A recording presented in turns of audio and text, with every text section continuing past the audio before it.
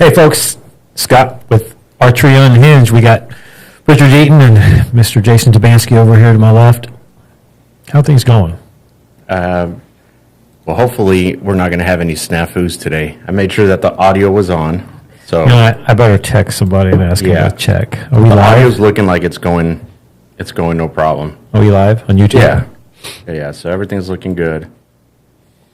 We fixed our internet issues. So It's always something with technology. I know, right? We just need to get a pro studio and get somebody to come in here that knows what they're doing. But yeah, I think we're good. Everybody's busy on their phones, making sure they We're hear us. all texting people and we're like, go on YouTube. Is it working? No kidding. I think they got us. Hopefully it's working. So we don't have to go back and rehash a bunch of crap. Hey, so what's everybody think about the state of the world right now?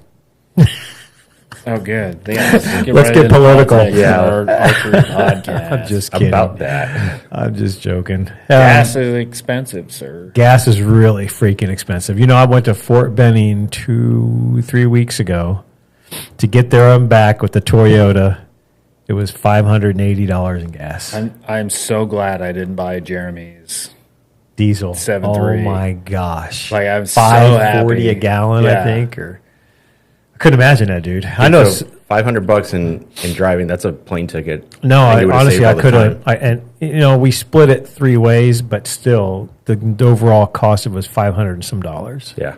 It was crazy. And honestly, it's even, you know, you sit there and think, you know, from a travel standpoint, I mean, is it going to hurt the industry a little bit from tournament attendance? Like tax are coming up and everybody's driving to shoot them things. And, you know, I don't know. TAC in San Antonio didn't sell out. No, tax not sold out in Broken Bow either. Matter of fact, it was kind of weird. We were talking about this, that TAC in Broken Bow, Oklahoma, you can't shoot Saturday, and I don't think you can shoot Saturday in Texas either, but Fridays and Sundays, you shoot whenever Friday, you Sunday's want. still full. You know, and it's kind of weird, too, because Sunday's the most wide open one, but it makes sense. People are traveling to go home. Usually Sunday is. Like, Sunday's always the day that Courtney and I we'd go and shoot the San Antonio TAC before. Because it's always the week before Reading. So every once in a while we'd go out there and shoot. And Sunday was always open, but I mean, it was still pretty packed. Yeah. Like, it was still pretty full, but It'll be interesting to see if these gas prices end up affecting tournament attendance. Don't know, but man, it's just expensive. I mean, if we're going off of like Vegas and Memphis indoor nationals, like indoor nationals was probably the lightest I've ever seen. Yeah, which sucks because the venue was actually gangster. Really nice. Yeah, the venue was super nice. All the hotels and stuff around there were close enough. Like if you wanted to, like most people, I think took an Uber or drove, like from a hotel if they stayed somewhere other than like one of the hotels connected via the Skywalk. Yeah.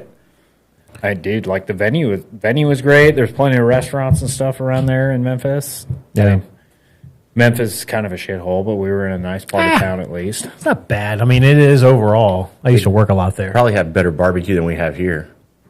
We did go to Memphis a is really fast the barbecue place, Yeah. and it was Yeah. pretty fucking good. Memphis has got great. I'm sold on barbecue. Memphis barbecue, man. Yeah, I love it. I'm I gonna love catch a lot of shit. I love anything southeastern barbecue. Well, you're Jason. You're like me. You're not as big of a fan of the Texas. I'm not either. What? I mean, I'm fine with it. I enjoy It's a lot okay. of it. I'm not a freaking dragon to be burping smoke all day. How about that? For me, it's more I don't want to pay $38 for A rib? a tray with one rib, one slab of brisket, and a sausage. Yeah. And a piece of white Wonder bread. Oh, man. Craziness. But I don't know. Like that event was really good. Like I know I'm sure Scott will have some shit to talk about Vegas, but I thought Vegas went off really well. Like Vegas was a really good event this year. I look tired. Banning? For Oh, you are tired. So Jason and I, we went to Bangkok. I was gonna say you I guys am are so still jet lagged, dude. It's not even. I mean, it's bad. We're over a week. It's still bad. God, maybe you're just bad at it, or you're just old. It's because I'm old.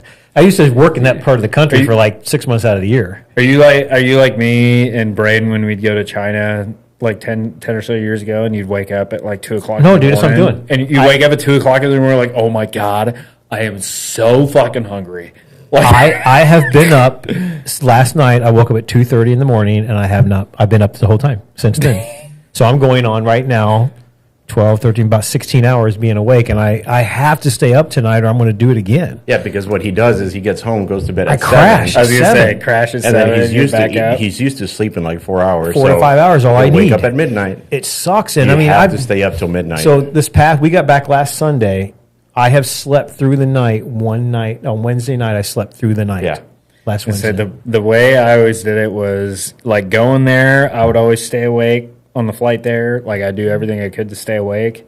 And then coming back, generally, depending on what time the flight was, like if it was a morning flight, usually like you'd land sometime in the mid-afternoon. So it was either you just, maybe drank one too many adult beverages on the plane and fell asleep there because you couldn't fall asleep because you just woke up from actually sleeping. Yeah. Or, you left in the afternoon, evening, and you would just try and stay up the entire time. Right. But there were plenty of times where I'd get home from like the Shanghai World Cup and like thank God for 24/7 fitness or whatever. Oh, it yeah, was. yeah. Anytime Fitness when I was living in Iowa at the time, like dude, it'd be 2:00 in the morning and I'd just wake up and have Nothing to do. I feel Yeah. way too refreshed for it to be 2 a.m. But I just go and work out till I was tired enough to fall back asleep. Yeah. It's been rough. I don't remember it being like this. Dude, the flights were set up in a pretty good way. I mean, we left here early in the morning on Saturday, got to Korea on Sunday afternoon, stayed up that whole night, went out in Korea because we had 36 hours there. So went out, I reversed out that night, and then we flew to Bangkok at 7 p.m. that Sunday, got there at I got to the hotel at 1:30 in the morning, went to bed, woke up the next day, went to official practice. So going there the reversal wasn't too bad, right? Like I did have one night where I was wide awake and going, what the hell am I going to do now? But then coming back, our flight out of Bangkok was at 1:20 in the morning. Oh, shit. So, yeah. I woke up that day, stayed awake the whole time, jumped on that flight, and I slept through that whole flight, got to Korea at 9 a.m. I was like, okay, so we went from being 12 hours ahead of here to 14 hours ahead of here because we went to Korea. Yep. We were there for, 8 hours? Then jumped on a flight at 4 p.m., which was 2 in the morning here. And I'm like, okay, I've got to go to sleep right now. Yeah. So I got on board. I had a double bourbon and Coke, and I was out. By the time we got to Atlanta, I had already been awake for 6 hours. I watched, what did I tell you, 2 John Wick movies and a couple watched other the whole things. series. Yeah, I watched John Going Wick there and coming 1 back. through 4. 1 through 4. And then I had one night where I didn't go to bed. I didn't fall asleep till 7:30 in the morning. Woke up at 10, and I was like, all right, screw it. I'm going to stay up all night and fall asleep at midnight, and then I've been good ever since. Yeah.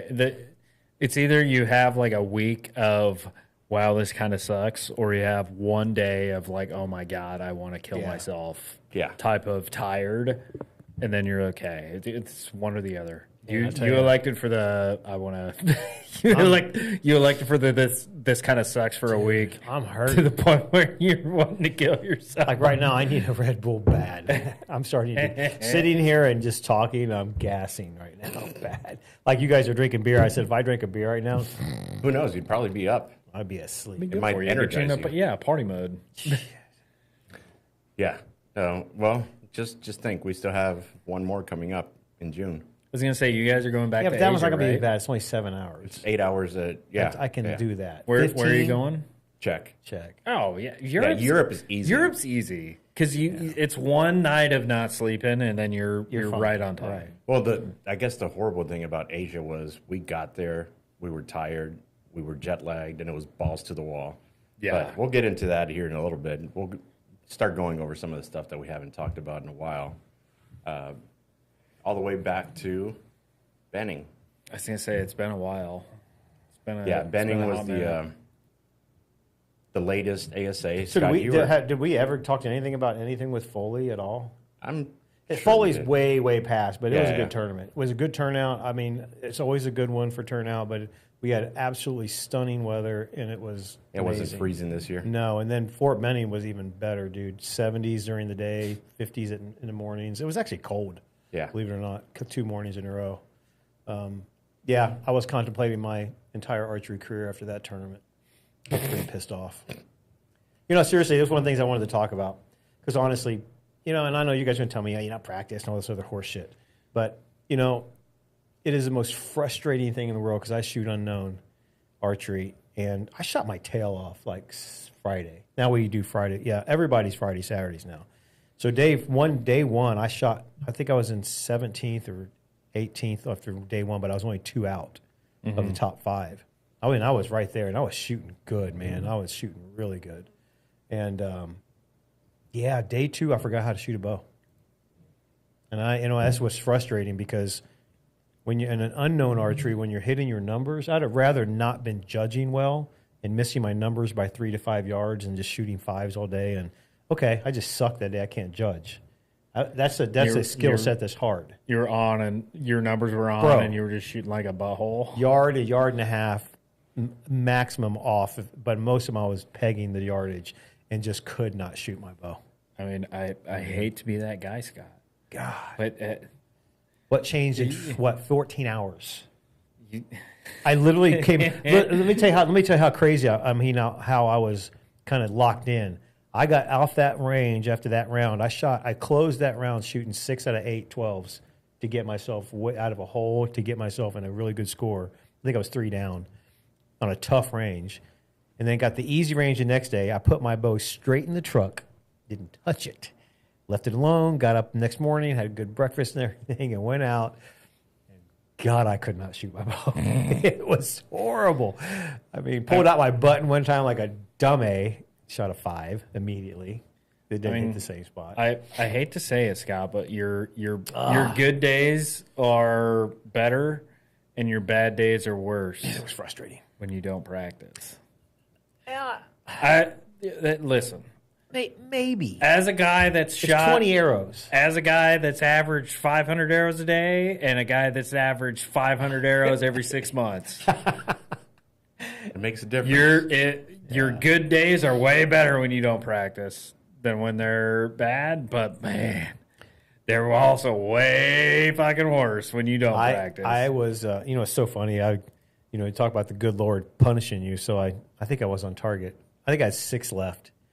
And I had shot a 5 on a hyena way out to the right. Have no idea why it went out there. I mean, this is one of them times where you just have no idea what you're doing. I mean, it's just this way, that way, up there, downward, and no rhyme or reason. I even came back and checked my bow. I thought maybe it was jacked up, but I got so mad, and I pulled a bridger. I shouldn't do this, but when I get angry, I have to break things. So I snapped an arrow, a PS-23 not over my knee, but I just snapped it in the air, and I drove 3 pieces of carbon in my thumb, in my release thumb, and they were so deep. I was going to leave them in and just get them out after the round's over. I couldn't even grab my release to draw it back, and I had to dig those suckers out with a knife. I should be more offended that you said I pulled a bridger. I haven't broken an arrow in like 5 years, bro. Whatever. You're so full. I'm a changed man. It's been a while. It's been a while. Yeah, but what's funny, we talk about that, though, because you try to set a good example. And what's funny, in prototypical fashion, I wanted to leave. I had probably 7 or 8 left. I was shooting so bad. I was so far out of it. I was like, I'm just going to punish myself the rest of the day. I need to just walk off and just take my lickings and get out of here. But then, you're a rep for Darton. You got this stupid podcast, and you're a coach for U.S. Archery and all this crap. Okay, I got to stay out there. I got to do the right thing and punish. Dude, I was so mad. I literally wanted. I walked off telling myself I don't have it anymore. I just got to accept that and just get out, retire, just hang it up. Go run the booth, go coach, go do the things that we do in archery, and just move on. I mean, I might be showing my age here and might be showing your age here, but you know how many times I've had that conversation with myself? So Like, God damn, dude. Like every fucking time I shoot my bow, it's You shot your ass off in Vegas, though. I feel you shot honestly. good. I shot the best X count I've shot there in probably 10 years, Bro. 2 arrows and you're three arrows. Right? Well, I know, one a but- day. I should have shot a 300 on the first day. We'll swing into Vegas coverage here. I should have shot the arrow I missed on Friday because it was only 1 arrow, despite me missing 2 points. Mm-hmm. I did shoot my first 8 in Vegas. I shot a miss in Vegas before I shot an 8 in Vegas. No shit. First arrow. Actually, that's the first arrow I've ever shot outside of the gold at that tournament. So, fun story. I do the idiot thing and like stuff my thumb release in my mouth, like chew on my thumb button. Yeah. And I shot my first arrow. I think it was the 8th end. Shot my first arrow, smoked an X. Stuff my release in my mouth, load my next arrow, and normally I just like stuff my finger. I shoot the Scott Apex core, so it has the full first finger, and I stuff my finger in there while I missed, and like spit my release out, and that sucker flew like 2 lanes over, almost to the 3-meter line. Are you kidding me? And like I've got a couple guys in front of me and behind me. Like the guy right in front of me wasn't shooting well. He said he was doing some injury stuff, but a couple of other guys were shooting really well. Nobody wants to be that guy. I know. Hold up the line. Oh yeah, all this stuff. Don't tell me you took out another release. I grabbed my hinge that I hadn't shot since October, and I'm like, I've shot. I know this thing hits to the right. I've shot a hinge release. I've shot 10 million arrows with a hinge release. Surely I'll hit it. First arrow is kind of shaky. It breaks a little further left than I thought I needed to, and smoked an X. Okay. Well, I'll just aim tweener 9 on the third shot. No big deal.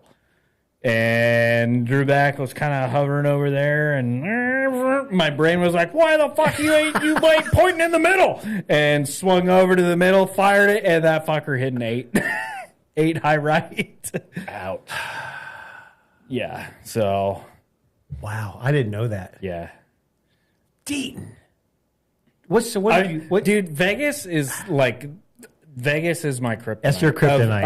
Of all the tournaments and like I will say, like everybody that has said, like the easiest time to make the Vegas shoot off is the first year you shoot championship. Like you were 1,000% correct. Yeah.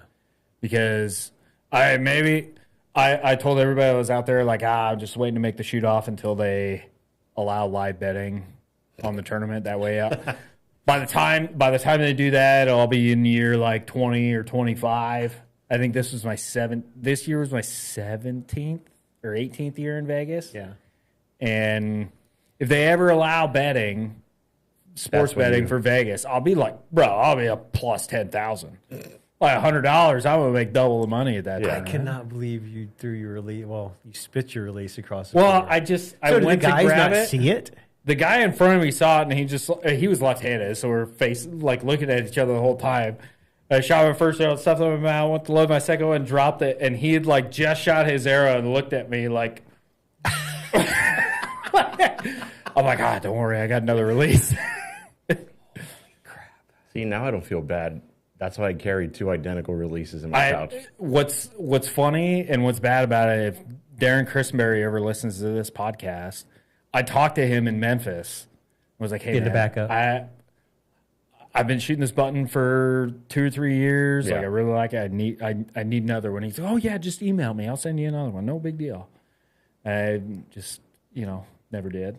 I mean, it's 1,000% my fault. Like I'm not. Yeah. Like obviously I'm not going to try and blame anybody else other than my own stupidity. But yeah, that's. So you really couldn't even get mad at yourself. That's what's so bad. You were probably like chill, like yeah. I was more mad that I was more mad that I had nothing to get mad about than I was about shooting an 8 in Las Vegas. You can't. I mean, bro, general stupidity. You'd think after 20, how many? Yeah, I'm at 20-some years. No, I'm at 25 or I'm at 15 years as a NFA professional. I think I'm at 15 years. Oh gosh, that's funny. Actually, what was this? What did I say? 18? Yeah. So this is the 17th year I've shot championship at that tournament, and I still make that kind of mistake. Like, dude, I'm laughing. I'm crying. I'm laughing so hard. It's almost impressive. Oh, dude, you just can't make that shit up. I mean, That makes for a really can't. cool story, though. Sure. Sure. You would think that maybe one of those guys might get out there and just kick it back over to you, you know? Well, thinking back, I should have, like, the guy in front of me, like, not to throw shade or try and talk shit, but, like, he was having a rough round because he said he was dealing with some back injury and stuff. Like, the other guys, like, a couple lanes in front of me, a couple lanes behind me, that also would have had a reach at it, were clean. Like, one of them was Braden and Matthias were right in front of me. Oh, damn. It was the left-handed dude right in front of me. I feel bad for not remembering his name, but left-handed dude in front of me, and then right behind him was Braden, and right in front of him was Matthias, and then right behind me was Sullivan, Sawyer, and a couple other guys that were shooting really well. So I'm like, man, I don't want like, obviously not the guys behind me, but like, I don't want to cause a scene in front of them or tell this guy in front of me to like fucking stretch in front of Braden and kick the release back over. Yeah. And I could have called that an equipment failure or whatever and gotten a reshoot and all that stuff. But What's your failure? My hand. stupidity. I spit my release out. I was too dumb. And you've probably done that literally 1,000 times. Oh, dude. Honest to it God, is that's how like, you do it. I mean, honest to God, that's the first time I've fucking dropped that you've release. ever dropped it out of your mouth. Like, I still, like, after I did it, I'm like, oh, I'm never going to put my release in my mouth. Next fucking end, first arrow, poof, shoot. Stuff that sucker back in there. Like, God damn it. Oh, Lord. That is a good one, Deaton. Like, I am, like, impressed. I mean, I can bitch about all that. Like, the arrow I missed on Saturday was I made a conscious decision because I struggle so much at that shoot that with I don't know if it's nerves, like competition stress, whatever it is, but I always struggle at that tournament, and I always make an excuse in my own head as to why. But like, I finally said to myself, hey, you're not going to make your normal shot here that you make in practice at home at the shop, in the backyard, whatever. Like, shoot the shot you know can hit the 10 ring. And I was just pulling like a motherfucker. And the second my pin crossed the center, I was just I just pushed the button. Yeah. And I started fucking shooting X's. Like, first end, I think I shot 3 X's on the first end. And I was trying to shoot them right. And the first arrow, my second end, like, dude, it was everything I could do to even get that thing into the scoring rings. And from the third arrow on, or from the second arrow, the second end on, I was just like, hey, I'm going to do what I know I can hit it with. Right? And like, I'd get it to freeze there for a half second and pop it. So that's what I started doing. And like, the one I missed on Saturday just froze underneath, and I tried to force it, just didn't have enough on it, and shot underneath it. And then basically did the same thing on Sunday. Just shot it before I should have been ready. Mm-hmm. But I mean, I shot my highest X count I've shot there in probably, I don't know about 10 years, but definitely within the last 5. Yeah. Within the last 5 years ago. Yeah, I said you shot well. And I shot my highest X count I shot all year. Yeah. Shot 299, 27 on the last day. So, like, I like where my shot's going, and like the little bit of training that I've been doing back at home here, getting ready for outdoor and field nationals, because that's what me and Courtney are kind of focusing on this year is field. Damn. For outdoor season. Wow, that's crazy. What'd you think of Vegas this year? I mean, it was down on tennis big time. It was down, but I would put that more towards an economic thing than anything else. Like, I know every time we've covered Vegas on the show, like, I've said the same thing. Like, people bitch and moan and complain because it's different than what it was for the last 10 or 12 years while I was at South Point. But dude, like if you're going to Las Vegas for the archery experience as well as the Vegas experience, the tournament being on the Strip is a better show. Like without a doubt. Don't get me wrong, everybody on the live broadcast on the YouTube channel or on the NFA's YouTube like was bitching and moaning and complaining about the show. Like I get that. Like you got a bunch of guys that don't participate in archery trying to run the entertainment factor like between the shooting show portion. And I think some of that comes from obviously not understanding the audience that you're trying to cater to. Right. And not understanding the entertainment that they're eventually going to be consuming. But, dude, like, I thought the show, like, once they got to the actual brass tacks of them shooting arrows at the target, like, I thought they did a great job. Steve did a really good job. He engaged with the chat and YouTube and all that stuff plenty and did a really good job with it. Like, I thought the video work of the actual shooting was really good. Like the new system of the yellow dot, red dot for like it's close, hey, it's definitely out was a good addition. Right. But man, I don't understand people. I mean, I don't understand people complaining about the expensive Vegas. Like I get people complaining about it because it is an expensive city. But also, it's the largest tourist trap on the face of the fucking planet.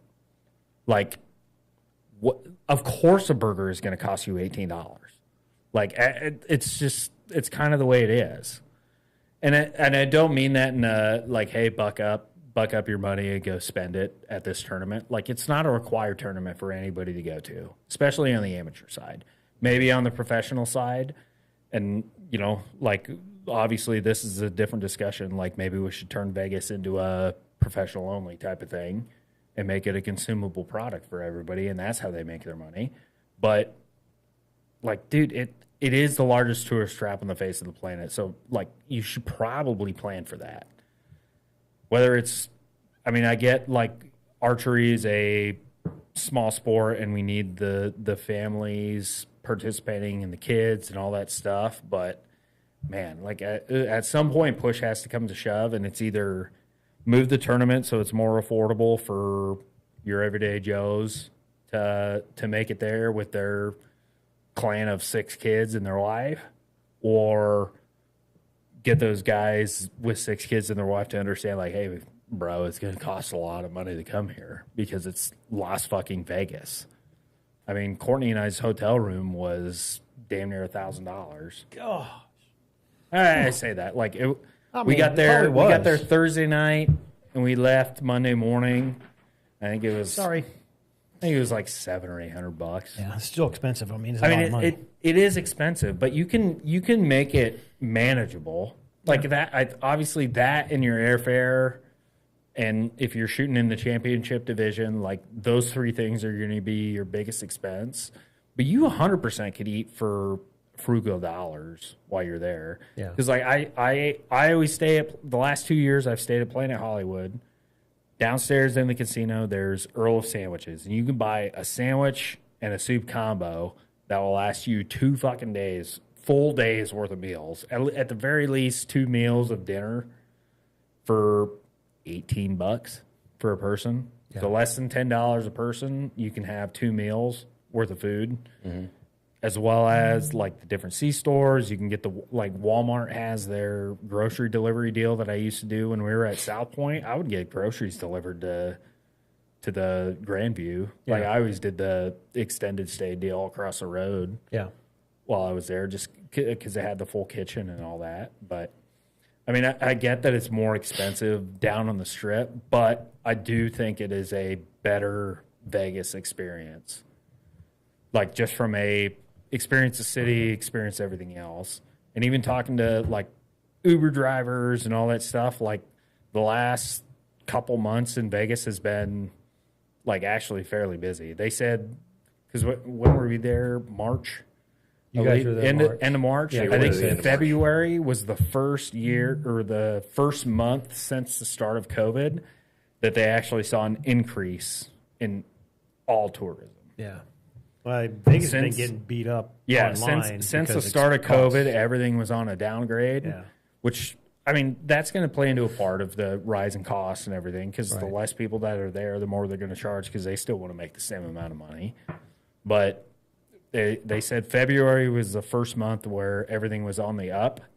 And, like, I would agree that this year was, I mean, granted, I only really have last year to compare to since being back on the Strip, but it was way busier up and down the Strip, like walking to Oh restaurants. yeah, you mean just Vegas as like general. Vegas as a whole, the Right, city, right. like Vegas, the Strip, and the casinos and all that stuff. Like, because Courtney and I, like, we go around, we'll play blackjack. Like, that's about the only gambling game we play. She'll get mad at me because I lost all our money playing blackjack, but at least I lost all my money, and they made her stick around and lose the rest of hers. But Real money's Like- in craps, bro. oh, dude, God. dude, they don't keep the lights on because they give people money. Dude, you are there for the entertainment of it. Like, I am fully behind the fact that, like, bro, if I'm going there to gamble, if I have $500 to gamble, I plan on Coming home minus $500. coming home without that $500. I just hope that I get $500 of entertainment while I'm gambling that money. Yeah. That's all I'm looking for. Yeah. Which I have, like, I went with like $200 or $300 this year in spare cash. I had, I just keep, like, every time I get $100 bill, I'll throw it in a bag or throw it in a sock drawer or whatever as my gambling money for Vegas that coming year. And, like, that's what I did with it. Yeah. And I mean, I had a good time playing on So the I, tables and all that stuff. I had talked to a bunch of guys that went, and of course, we're at Fort Benning shooting the week before, Yep. and a lot of the talk out there on the pro ranges was, God, I got to go home and set up my dang Vegas bow and leave 2 days after the fact, and everybody's just frustrated, and I still say it is the worst time in the world to have the tournament, and then of course so I guess one of the complaints I heard from somebody was about, I guess you guys have to walk around with your bow cases under those bow covers. So And that's a hotel thing. I'm probably different than most of the amateurs in that, like, for the championship divisions, bow storage, practice, and competition fields were all behind the same security checkpoint. I never had to put the bow condom on. Gotcha. Like, never once had to do it. So the And even if- amateurs have to. Well, Most, probably. I don't know if there was another amateur practice range. So there were two different areas where we were shooting. There was the main Paris ballroom, which is where championship shot and where the vendor area was. And that's also where bow storage was at. And then there was a secondary area, which is where championship shot last year in the horseshoe. There was no vendor area or anything over there, but I want to say there was bow storage. I don't want to, don't take my word for it. Yeah. I'm not 100% certain, but, like, worst case scenario, you had to go into bow storage in the amateur area in the horseshoe, put your bow condom on, put a plastic bag over the fletchings of your arrow, and walk, like, less than 5 minutes. It was probably closer to 2 or 3 through the Horseshoe Casino to the Paris Ballroom area where they had the practice ranges. Bro, it is the least stressful thing ever to put a bag that is designed to go over your bow with a hole for your stabilizer so you can carry it the same way you would carry your bow normally. And like, put the fucking bag that the NFA gives you, the gift bag that they give you with all the shit that you're, like, dump all the shit that you're not going to keep, which is the goofy calendar, the goofy coupon book of all the shit that you're not going to spend money on, the tube of chapstick from Lancaster, and like 6 or 7 pens that the NFA has been trying to give away for 8 years. Dump all that shit out, put those over your arrows, and just walk to the practice range.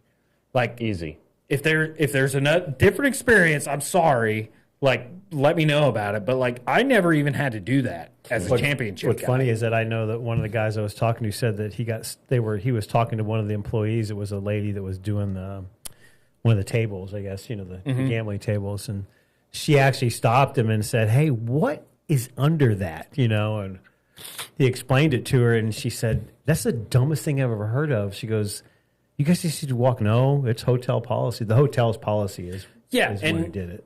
Yeah, But and she that's said, all. but in other words, I've had a couple guys tell me that the employees of the hotel thought it was a stupid rule, and they would rather see them walking around with the bows because they think they're cool. I mean, as an archer, like, yeah, get as many eyeballs on it as you can. Yeah, exactly. Like, at the very least, like, if we're talking silver linings here, at the very least, the bow condom gets somebody like the dealer at the blackjack table to be like, "Hey, what the fuck's under that thing?" You're right.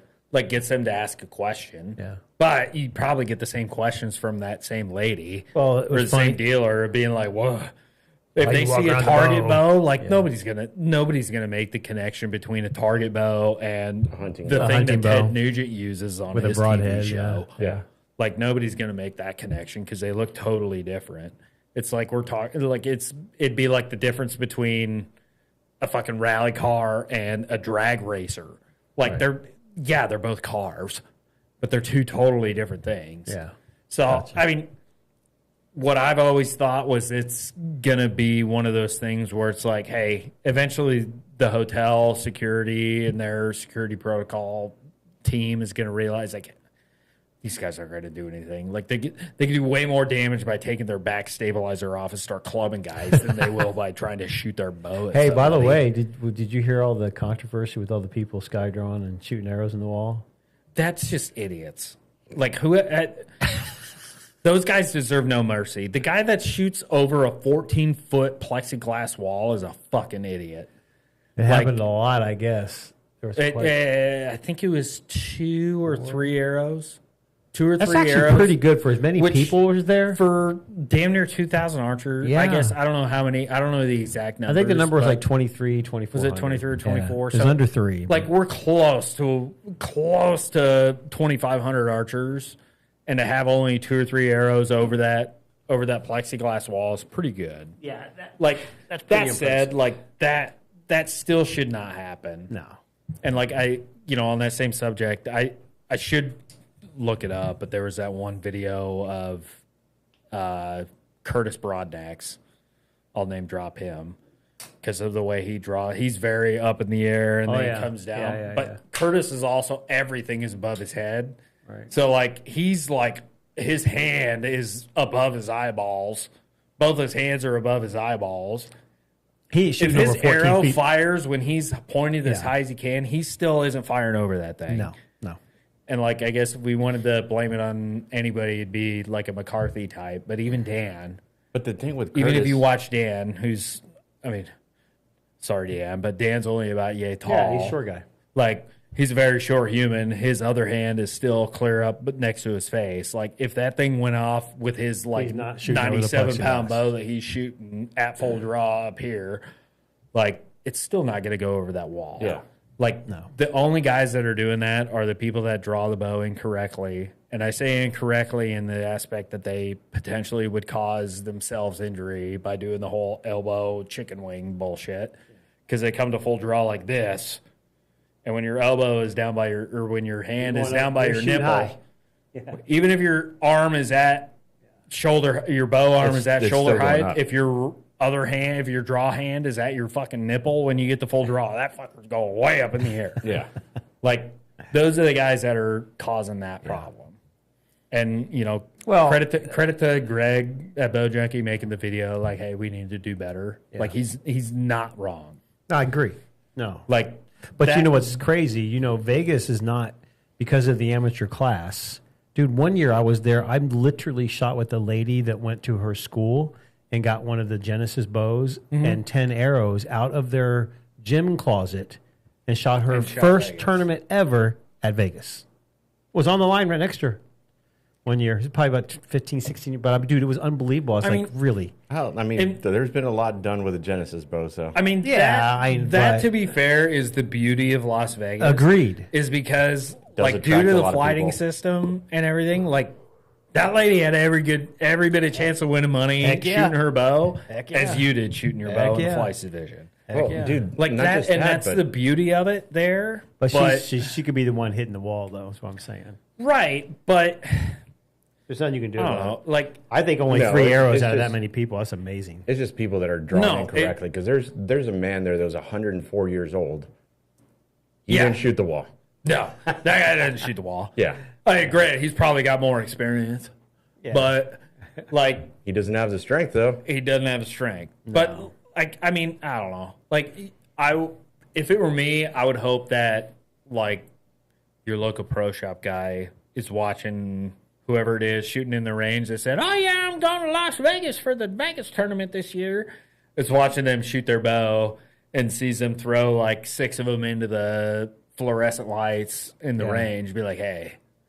Maybe you shouldn't draw that way. Yeah, let's figure this out here. So like, I do agree that there, like, some of it is due to the amateur aspect, which is also the beauty of Vegas, in that anybody and everybody can go. But man, they even the open invite tournaments that they have for golf, like if you're putting it in the parking lot every time, like brother. Yeah. Maybe you don't go to those. Yeah. Not like you don't go, but maybe you fix it before you go. So let me ask you a question. Do you think that, they're backing it up to March 11th next year. It's already been announced. It's 11th through the 14th. So it's going to be backed up, I think, 2 weeks. Prior to Benning now. I was trying to get a hold of Josh, and Josh would not give me the time of day on this one because I said, hey, are you going to put Benning and Foley back to their original spots since Vegas is moving backwards a little bit? Are you going to ask me if they're going to let me ask you a question. So here's the deal. I mean, these organizations, and maybe as a subject matter for another podcast where we can talk about it now, and I'm sure you've heard, as much as I hear being in the manufacturer side, I mean, there's a lot of talk that all this professional archery stuff is going bye-bye. No. I mean, I don't foresee that happening. Like I would argue that professional archery is as consumable now than it's ever been. Look at the reason I say that is look at the storyline of Vegas. The only Vegas. There are still people on the internet talking shit about Bodie not winning the tournament. Oh, dude, I agree with that. Because he shot 90X. I agree with that 100%. I don't 100%. Why? Because X's don't matter. They have never mattered at this tournament. They never have. They never fucking will until the shoot-off. The only time they matter is in the shoot-off. So when did Bodie miss his X? Wait, hold on. When did... No. Answer my question first. X's have never mattered in regulation scoring. On the first 3 days of the 300 round in Vegas, the X's have not mattered. So what you're saying is... So let's qualify that in the shoot-off. Okay. So let's qualify. You said it. When do they matter in the shoot-off? I agree. When did Bodie miss his X? In the shoot-off. Okay. Sounds like Mike won the tournament. So my question is, though, then why count them in the scoring, if that's true? Because it's cool. It's the status. It's just this. Because for all the guys, they count them for all the guys. So you could theoretically shoot a 900 1X, and you're making the shoot-off. 100%. Yes. Yeah. Okay. Yes. Yeah, I know that. I knew that. I'm just saying. So to the layman and all the articles that I've read and all the comments in the forums and stuff, because they list them and they made a big deal out of him being the first whatever to shoot a 900 perfect scoring 3-day round. It gave the guy who doesn't know anything about archery the feeling of, because dude, I've seen so many TikTok videos about it that he should have won. Then I would blame all the media personalities for blowing that even up. though he shot 90 X's, it doesn't fucking matter. Well, they did not do that. They did the opposite. That would be my defense for it. Like, hey, congratulations, it doesn't you're perfect. Matter. Congrats on. Don't get me wrong. Congrats to Bodie. It's the coolest fucking thing ever. Like, guy did something that's never been done before. Yeah. I was watching him shoot his last round, and I watched him shoot that last arrow, and he absolutely motherfucking stuffed it. Like, with no doubter. Yeah. Like, shot an incredible 90 arrows.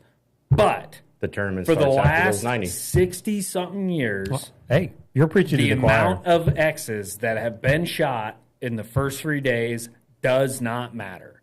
The only reason those X's count is for all the guys that shot 899 or less, and if there's enough guys that didn't shoot a 900, that those guys are getting a page out or getting some sort of a payday. Yeah. Getting some sort of check just to be able to deviate those. Otherwise, we'd be there until the following Saturday doing the shoot-offs. Oh, yeah. No doubt. Like, that's the way it is. That's the way it's been for 60 fucking years. Yeah. Like, if anything, like, either A, don't count the X's, or B, have the X's count for something, but then they don't have a show. Like no, they could do an interim purse for that only, and then have the big money for the shoot-off. That would be a great idea. Yeah. Get a sponsor to donate, an interim or purse, get a sponsor to put like, hey, True Ball used to do it. Here's the deal, and if you have like 5-10 guys shoot a 900, what is it, 87 or 88, then they all just split that second place purse or whatever. Well, yeah, and my thing would be, the way I would do it would be True Ball Excel used to do a high score of the day deal. They used to do before we had the 10K day. The 10K shoot off, yeah. They used to do it was like $1,000 or $1,500 if you shot the highest X count or shot the highest score for the day. Amateur, pro, didn't matter. You got $1,000 or $1,500. Didn't he win one of the 10K days, bro? Yeah, I thought he yeah. did. Guy still won a 10K. Guy still walked away from that tournament with like damn near $20,000. Yeah. Like you got everybody's bitching like he walked away with nothing. Like guy still walked away with 15 or 20 grand. No, you're right. Like he still had a great weekend. But anyways, going back to this thing, the reason I guess part of the original comment was about is, these organizations are starting to flip flop over top of each other scheduling wise. Yeah. And it's getting really hard to manage it. And I mean, I akin it to something like, NFL season is going on. All of a sudden, you throw an MLB game in there after 2 weeks of the NFL playing. Well, right, and the side of that's different is that the NFL doesn't have any MLB players playing in it unless you were Bo Jackson. Agreed. I know what you're saying. Like, and as much as it sucks to say, like I don't think it's any different than what it's been the last 15 years, because, dude, 10 years ago. I was leaving on, I got to think here. Like, I remember leaving to go to Gator Cup, flying from Gator Cup to Reading, flying from Reading to Shanghai back to the United States to go to another USAT. I don't remember which one was after that. Maybe it was like SoCal or some shit. And then flying home for less than a week to fly back to another tournament. And that was me not shooting ASA tournaments. Yeah. The issue is that now ASA has been opened up. I'm not trying to throw blame on ASA. Like, sorry, Josh, if it goes that way. But now the ASA is more popular. There are more guys that are doing more than just shooting at paper or shooting at rubber deer. The overlap is much heavier than it was 10 years ago. Yeah. Like 10 years ago, it was only like Dave was the only guy showing up to shoot a K50. And maybe one or two other guys every now and again once they started throwing a little bit of contingency at it. But now there's so much contingency that it's, at least on the professional division, because that's what I'm always looking at, like, it is so hard to say no to the amount of money that's being thrown at ASA. Like, those tournaments aren't overlapping or intercrossing with USA or NFA any more than they have in the past. Yeah, I agree. I think the indoor is just a big one. It seems like yeah, but dude, I remember 1 year shooting with Joseph Goza, who's won multiple ASAs and done really well at other NFA events. Like, I remember 1 year him going and shooting Friday, Saturday, he shot all 40 targets of IBO Indoor Worlds on Friday, left that night, flew in Friday night to Louisville, and then shot Louisville Indoor Nationals on Saturday, Sunday with his 70-something pound in 3D bow. Yeah. Because he didn't have time to set up another bow. Yeah. Like, dude, that was 15 years ago. Yep. Like, this stuff isn't any newer. It's just getting more attention now because the amount of money available from the tournament itself, as well as manufacturers, and obviously Vegas changing venues and changing dates has made an impact. But dude, it's no different than what it's been the last 20 years. Like, there's the same amount of events. The calendar hasn't changed for 1,000 fucking years.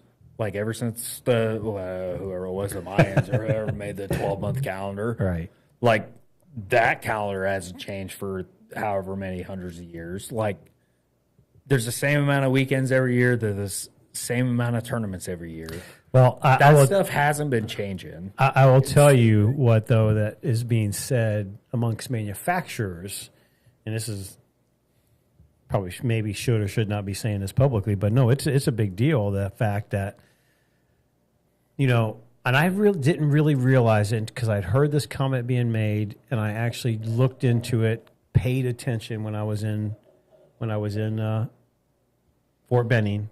I paid attention to it when we were in Bangkok, Thailand, and what everyone is saying from the top brass of all these bow companies and manufacturers of archery equipment, Target Archery is catering to the same 5,000 people. That's the only people that watch what we do.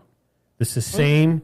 That you go to every tournament and you see the same people year in, year out. You got a couple new faces here and there, but for the most part, you're selling product within this family of archers, and they're all the same. What are we doing? We're not. In other words, there's a lot of talk that TAC is growing exponentially every year, bringing people into the sport of archery every single year, every month. That's why none of their events are sold out this year. Well, I think there's a lot to do with it. There's a lot of other reasons that's happening. I'm just talking shit, playing devil's advocate. Yeah, there's a lot. I mean, yes, I think that's they're putting 4,000 people in the seats every month. 3 to 4 times a month.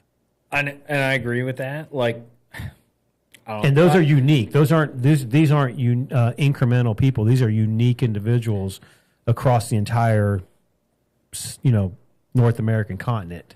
You're telling me that like 25% of those people going to every TAC every month aren't the same people going to every TAC? I bet you 20. I give you 20% will be the same. Because I know there's some guys out there that use it for, like, they're retired and that's what they do for their.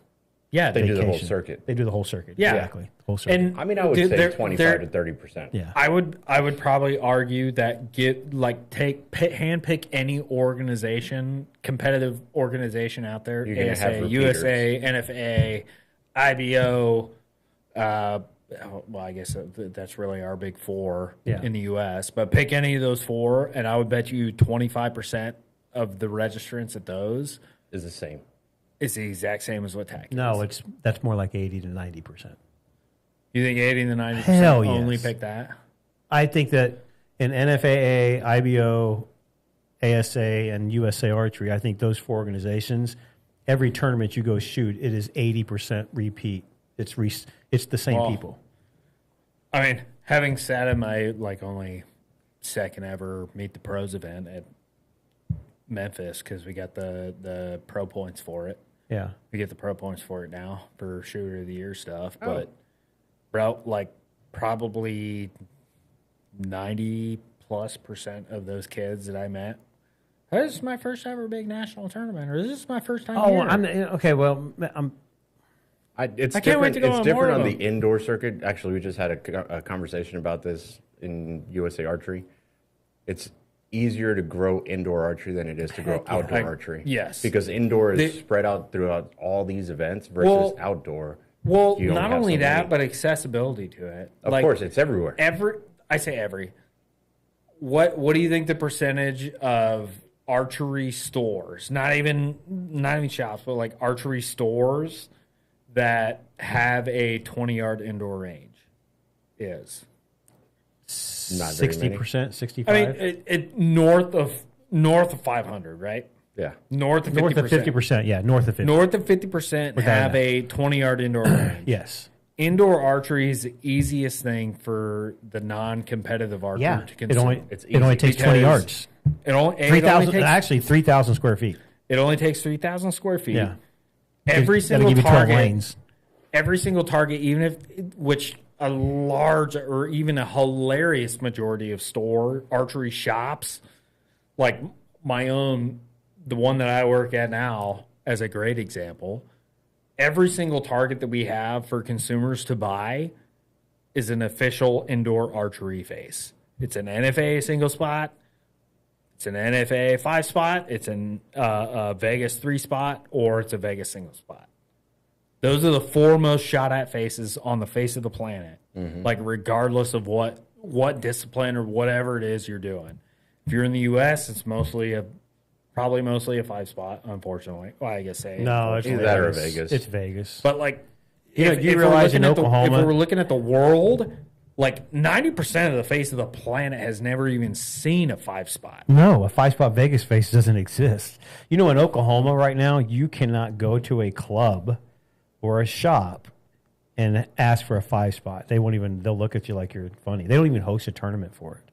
Like the whole state of Oklahoma, there's no 5-spot. Yeah. They do nothing but Vegas up there. Good. It's crazy. Dude, shooting 5 spots like watching paint Oh, dry. dude, that's why I quit doing it. I can't do it. I'd rather. I remember the first leagues that you had hosting with a 5 spot, and I was like, oh I mean, my God, this is as good. much like I'll say this because it just happened, the last couple of days. But I view the NFA 5 spot the same way that probably a lot of golfers look at least modern golfers look at the Masters. It's there because of the tradition of it. Agreed. Less I agree with that that. it's there because. I It's say the that old because whites. I say It that is. like I'm a guy that can shoot a fucking 69. Nah, at I Augusta agree with National. you. I fucking can't. But like, dude, okay, Rory shot 12 under the first God, 2 he days. shot his butt off. What do you think he won this the week. tournament with? 12 under. You say Scotty it. Scheffler was up. He was +2 on Friday. Rory shot and his he tail. came back to 1 stroke behind. But like that said, like that's why I say like a 5 spot is similar to Masters, an Augusta National. Augusta National is set up in it rewards perfect shots and it requires perfect shots. Yeah. The same way a 5 spot is. And not necessarily that 5 spot rewards a perfect shot, but it punishes a shot that is not perfect. Yeah. And you have to be perfect the whole time. Agreed. And I don't think there's anything wrong with that, but it is a different way for the sport to be consumed than, like, I mean, Vegas isn't even a great example because in all reality, like if we're talking measurements, it's the same. In all actuality, Vegas, like if we're talking measurements and statistics, Vegas is easier to make the shoot off than NFA Nationals. It's the same size X ring as it is a 10 ring, and you shoot 30 more arrows at indoor nationals than you do Vegas. Yeah, exactly. This is coming from a guy that's made the NFA shoot off 4 times and never made the Vegas shoot off. Like, It's freaking hard. give me a Mickey's there, sir. There's no doubt about But it. like I don't know. Or, No. no, yeah. Well, give me whatever that is. He doesn't get a Mickey's. What's he get? He's getting the long tab. Asian long tab. No, well, long I tab, just, our there's, Not yet, but hopefully soon. I just know that I get, my heart, of course, is in this target game, and I love it. And we were just talking about this. I've been talking to so many people in the last 2 weeks, even coming back from Thailand, especially that, we talk about it every time on the pro ranges and ASA, just talking about TAC, because everybody's talking about it. And, it's a lot of fun. Don't get me wrong, but you walk 4.5 to 5 miles, you get done, and honestly, I just sit there and think back. Okay, yeah, I hit all the targets. It's kind of cool, but it's not the same competitive environment. no, it's not at all. Like I do think that there's events out there that do a good job of getting the fun, like, for lack of a better term, the fun of archery in it. Like, and I've told people a million times, or I don't know how many customers throughout, like, working at your shop, working at other stores. Like, man, I've shot my bow on every corner of the planet. I don't know that I've had more fun, like actively shooting my bow, than at Total Archery Challenge that first year that I went in. Where was it? Bozeman? Yeah, Bozeman, the Big Sky. Big Sky, yeah. Like, dude, at that point, I was still like on the tail end of my World Cup career, like still fully invested, doing all like every major circuit in the U.S. I could. Like, that's the most fun I've had in 3 days of shooting on my bow that I've ever had in my life. Yeah. And I will not, like, I won't even, like, I won't dispute that at all whatsoever. But it wasn't competitive. No. It's definitely Which is, like, there's an itch to be scratched. And again, this is very biased, coming from a guy that shot competitive archery for the last, professional competitive archery for almost the last 20 years. Like, there is some type of an itch to be scratched for that type of person that you cannot get from TAC. Yeah. Now, I think there is different type of events that can scratch that itch as well as be as fun as shooting TAC. And I've said it 100 times, like, dude, until I literally can't walk or I can't shoot a bow, like, I will go to Reading every single year for the rest of my life. The fuck is that supposed to mean? I'm just saying, bro. Matt doesn't have arms. He went that one year. Oh, Lord. Most of those trails you could fucking get down, pal. There's a couple like stair ones, but if you had your little motorized chair, you'd be all right. Yeah. Yeah. Like 100%, like you would be able to shoot Reading. To go shoot Reading? You'd be able to go shoot Reading if you had your stair climber chair. Yeah. Now I don't know how easy it is to shoot out of that, but no, it's actually pretty easy. But it's the whole you climbing stairs 100% you could shoot Reading. Dude, Paige was walking and tore her knee open. Gosh. With my luck, disgusting. Paige is blonde as fuck, bro. Like, I love that woman. I've known her for 15 years. Like, Paige could fall down a flat. She could fall down a fucking airport walkway. A driveway. An I'm just airport saying, moving walkway. With my luck, yeah. I'm Yeah. gonna not shoot Reading. But like for its credit, like if we're it's a good talking about shoot. different type of events that Yeah, are that's the one, the fun like one. without a doubt that are more interesting than going to Vegas, going to Indoor Nationals, going to USA Outdoor Nationals, going to fucking NFA, first to go to Classic. Well, honestly, If there's even events ASA, that are even more ASA, interesting.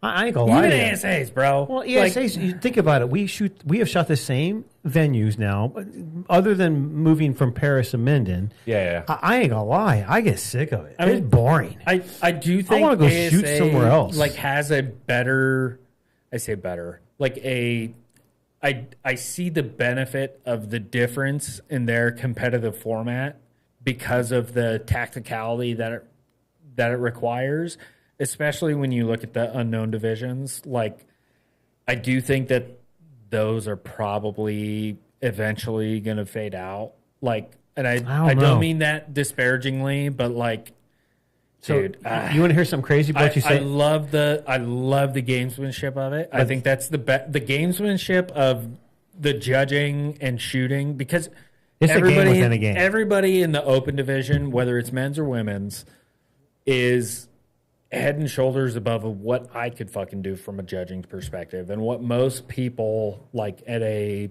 amateur level can do. Like, dude, I don't know if you've ever walked a course with Levi, but like I remember walking, I can't remember if we were walking a 3D course or a field course or whatever it was, but like, dude, that guy literally over the course of 40 targets, if you added them all together, was a half a yard off. Yeah. Over 40 targets. Like, the game, like the gamesmanship of that is insane. Well- And combine that with being able to also shoot a fucking bow. Like, it's a skill set that is very impressive. But what makes it hard to consume is that somebody that's never shot a bow, and other than being on a golf course and having a 150-yard marker and having to guess how far they were from that to figure out what club they have, like, they have no capability of understanding how hard it is to judge within a yard or two. And like a yard or two is a that's a huge margin in the professional ranks of, unknown distance, 3D professional archery. Like, they have no idea what it takes to get to that skill set. And as much as I hate to say it, that is the biggest disconnect. So, what you why said, it's though. hard for the general archery public to consume that. I agree with you. Versus, and like an even bigger stretch for the people that aren't archers, but just hey, I grabbed my bow on September 29th to make sure it's sighted in before October 1st opening day. Yeah. Type of archery guy. Damn it. Because you just reminded me. Turkey season? Yeah, no shit. it is turkey season. It's been turkey season for like 2 weeks, bro. You know what you're saying, though, but I'm going to tell you, I don't know if you probably haven't seen it because you haven't shot in a couple of years, but the unknown ranks right now are growing exponentially right now. And I'll tell you why. Because the scores in known are getting so unobtainable for the common guy. I mean, I'm sorry, but if you're not Lutz, Hansen, you name the top 5 guys out there, Kyle Douglas, Chris Perkins, these guys are shooting such insane numbers. I figured that shit out 5 years ago. And you still did it. I still did it. No, it's crazy. And so a lot of guys in, like, I'll tell you, the senior pro division right now, we have one of the largest unknown divisions. I think we had like 70 guys in senior. Bro, if you had 70, that's damn near the same size as regular men's open. Yes, we have almost as many guys as the known pro. And the unknown pro, just the open with Levi's class. I mean, they're sitting on 40 to 60 guys right now. I mean it's crazy. I do think that's awesome. It's crazy because they're like I respect the fuck out of those guys. Like that is a skill set that I do not possess. Like it's hard. I can get it. I can get within 5 yards. I can get it close enough that I know which reticle to aim with on my rifle. But besides that, fuck, dude, I can't judge yardage worth a damn. All right, let's switch gears, homie. So, Vegas. We'll finish off with Vegas because we went all over the place in Vegas. Kill that cat. But it was cool to see Mikey win. I did like seeing Mikey win. It's his third Vegas title. That might have been the coolest winning shot ever. Yeah. I don't know. It was one of the most memorable. Dude, it was literally shooting and hand in the air. He knew he was there immediately. He knew it was in. That was fucking cool. Yeah. I was really happy for Mike to see him win. Yep, that's his third one. Ella, I think that's her first. Mm-hmm. It is her first. Yep. Brady, his 12th. Yeah, only his 12th. Dude, come on, save some for the rest of them. But it was cool as a U.S. domination. Brady and Casey. Yeah, Brady and Casey both won the recurves. Yeah. And then, Mike's not American, but he's won enough American events. We've known him long enough. I feel like he's okay to win. Yeah. As a non-American. Oh, yeah. Mike. Yeah. We'll give him that one. What's funny about it is it's a nice little reversal. Normally it's 2 Americans in the compound and 2 foreigners in the I was going to say Koreans, but and normally it's either Brady or a Korean in the men's recurve, and then one of the either Korean, German, or Casey. Yep. For the women. So to see 2 Americans win the recurve division, and then I was really happy for Mike. I was happy for Ella too. Like, I know she's been chasing after Vegas for a long time. Yeah. And also, like, with Ella winning, they had 5, was it 5?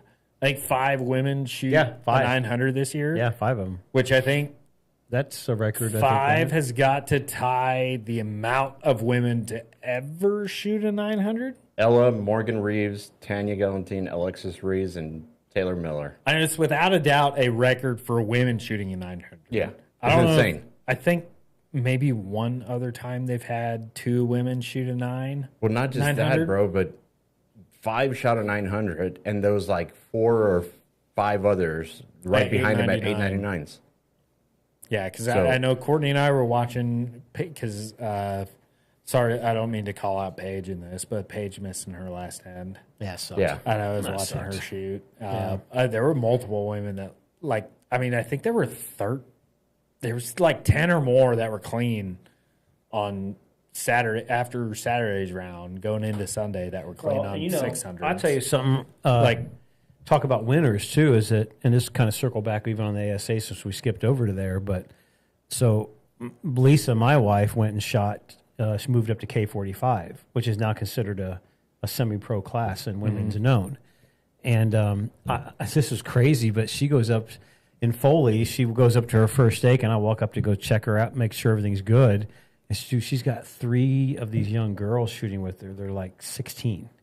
I think one was 15. And I'm like, oh my gosh, Lisa's going to be going crazy.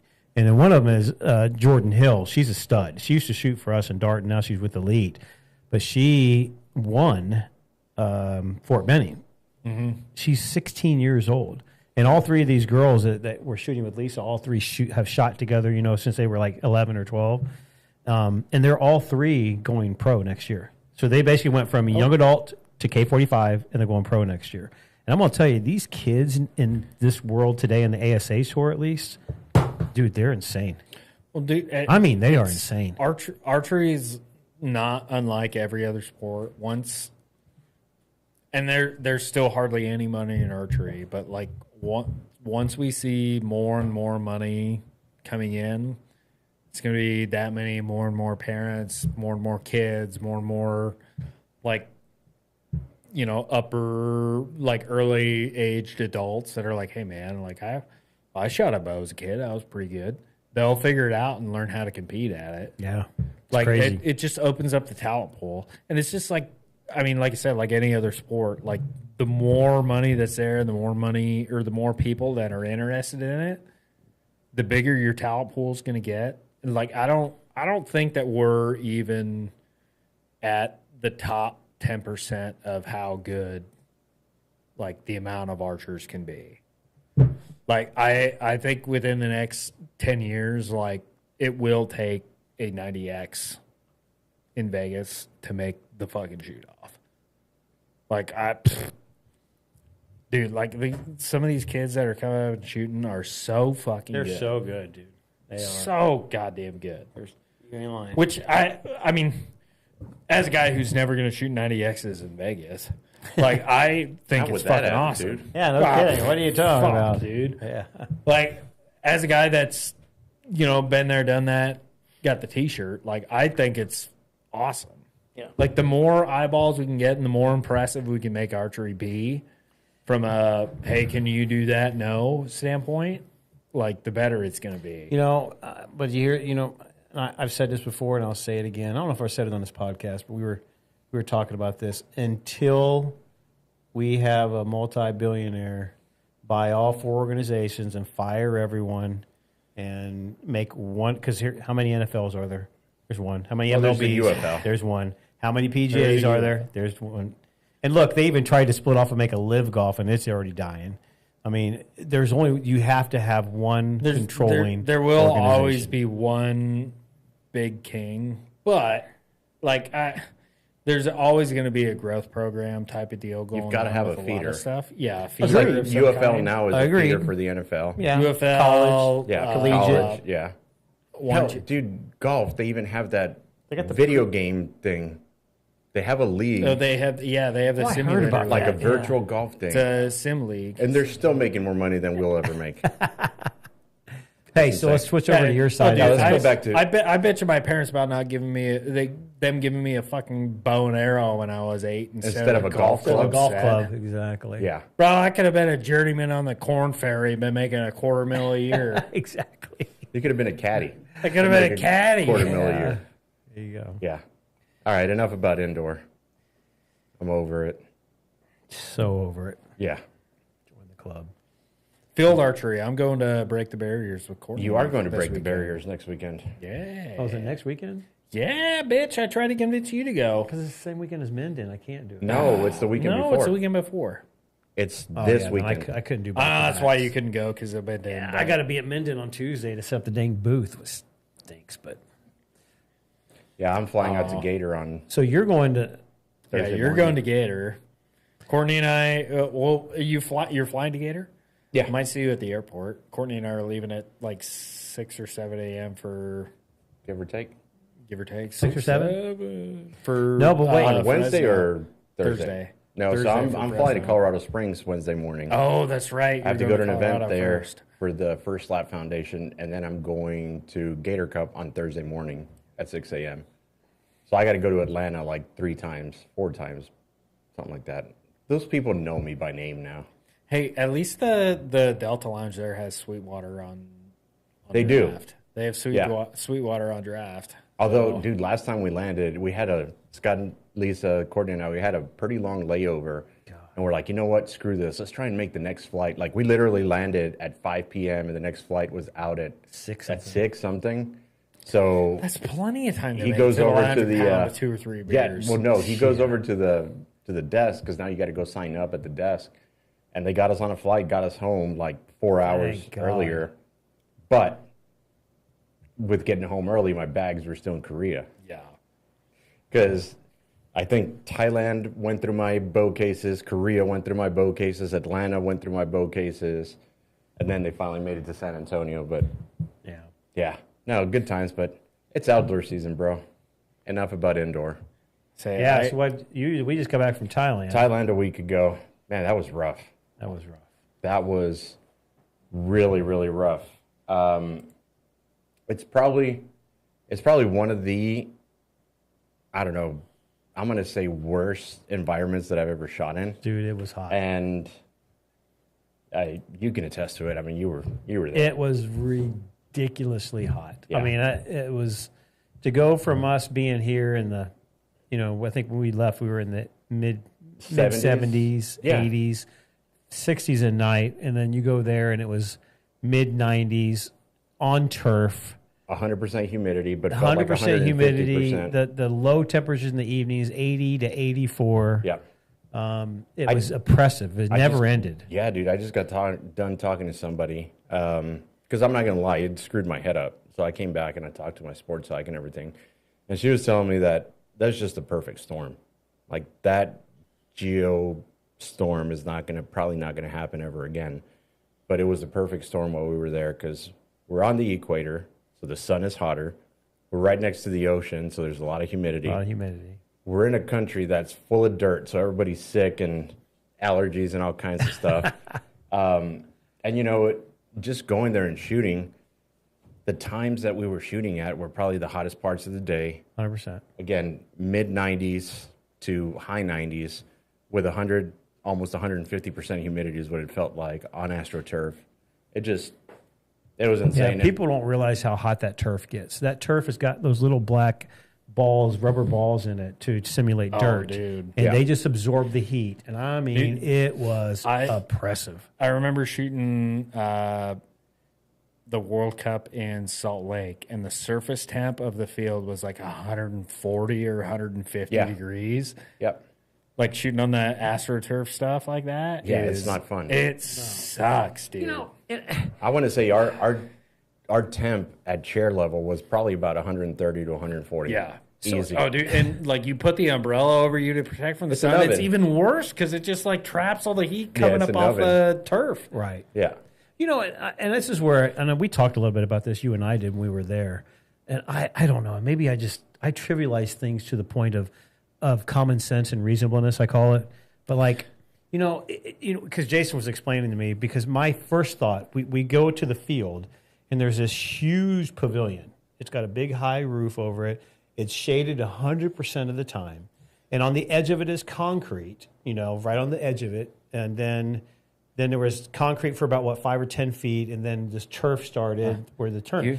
So my thought was, we're in the hottest time of the year shooting with a bunch of guys and gals that can't regulate body temperature, which means I don't know how nobody fell out, personally. I was shocked. I thought someone for sure was going to fall out of there and go to the hospital for sure. Pride. So, yeah, pride. and I was just thinking to myself, as an organizer, I just look at things and think, okay, the reasonable thing would have been to put the line right on the edge of the pavilion so that it could be shaded 100% of the time. Then shoot out into the field where you were, and you could have put the lines there just as normal. Then Jason tells me, but then it's not considered an outdoor tournament. I was going to say, somebody's never read the World Archery Regulations. I know, I haven't, because I look at common sense. You have to be uncovered. Be able to be affected by wind, sun, and rain. Yeah. If you're unable to be affected by one of those three things, it is not considered an official World Archery field. Yeah. Yeah, so or world archery eligible event area. Mexico. I guess they'll change that rule when someone dies. Maybe. Well, one of the tournaments that I've shot in before in Mexico, we actually shot on concrete that was shaded. Yep. But the shade was, if I'm sitting at the line, the roof was maybe like 5 feet Behind this you. way. Yeah, So I was 5 feet completely back. exposed to the Yeah. sky. Yeah. It just happened to be that the sun did not Yeah, affect you guys us are there. it has. I guess it's not shade or rain, but it has to be uncovered. It has to be uncovered in at least 3 out of 4 directions. Yeah, I just couldn't believe nobody passed out because, dude, it was bad. I mean, it was hot. I'm sure they got close to it. I got pretty close. Dude, to that it. guy from Japan mean- behind you was dying. like I know, like again, you said pride. I think a lot of your guys' pride and your, I mean, I don't know about you specifically, but I would imagine that a lot of guys in your division would be like, "No, fuck that. We want to shoot on the same field as the able-bodied guys." Mm-hmm. But like, man, they're like, you have to make the event somewhat like enjoyable. Oh, there was, Yeah. To a there was point. nothing And it enjoyable. wasn't To a point. enjoyable. There was Like, nothing. to the spectators. I'm all about the embracing the suck. Like I am never happier at an archery event than when it's raining and everybody I'm all else about is it. miserable. I love it I'm when good it with is rain. like shit conditions. Like I say shit conditions. When I it's know what windy you're as saying. fuck, I don't like Yeah. it. But No, if but it's like raining, cloudy and raining. sleeting, cloudy, shitty out, Yeah, like yeah. I love it. I'm good with that. I get some sick form of joy out of everybody else's misery. But like, man, you have to make it competitive so that everybody is competitive. Well, dude, everybody's performance was affected by it. Like Yeah. everybody was. Well, yeah, and that's was what I mean. Brought Like- down. The thing is, they had the Able Body Asia Cup 2 or 3 weeks prior to that. Mm-hmm. They had it on a grass field, and they had all this other stuff, and I don't know. It was just weird. You know, Well, the and like- spectators weren't even able to enjoy it because it was miserably hot for everybody. And like I get it. Like that part of the world is just fucking hot this time of year. Yeah. Like that's one thing, but like accommodate for that. Like I remember when we would shoot the Guadalajara, it wasn't Guadalajara Versus? Cup, but the Versus tournament in Guadalajara that Ruben Ochoa used to host. Like we held that at a venue that they had built for the Pan Am games, I Yeah. think. But it was completely set up for art. Like the stadium was literally an archery stadium. So they had like big canopies for all the archers to be able to shuffle back under after we were done shooting. Like it was all concrete. So the second you walked into the concrete, it was 20 degrees cooler than everywhere else. Yeah. Like everything was set up so that we were still able to, like, yeah, it was Perform. hot. It was still like everyone. I say it was hot as fuck. It was like March. Like it wasn't crazy, but like even when it to me it was hot as fuck because I you're going remember from getting Iowa. I was from Iowa and I remember getting sight marks in like 2 feet of snow. Yeah. So like I went down there and it was 80 degrees and I was like, oh my god, like, it felt hot. Yeah. but it still wasn't like miserable, and like for them to not make it, like I'm always an athlete. I'm always will advocate for an athlete. That's why you need to be on the board. Like anything that makes the athletes experience better is going to make competition better, is going to make the end product better. Well, yeah, and you know, Like- common sense goes a long way. The day that we shot official practice in the morning. The recurve shooter shot official practice right after us.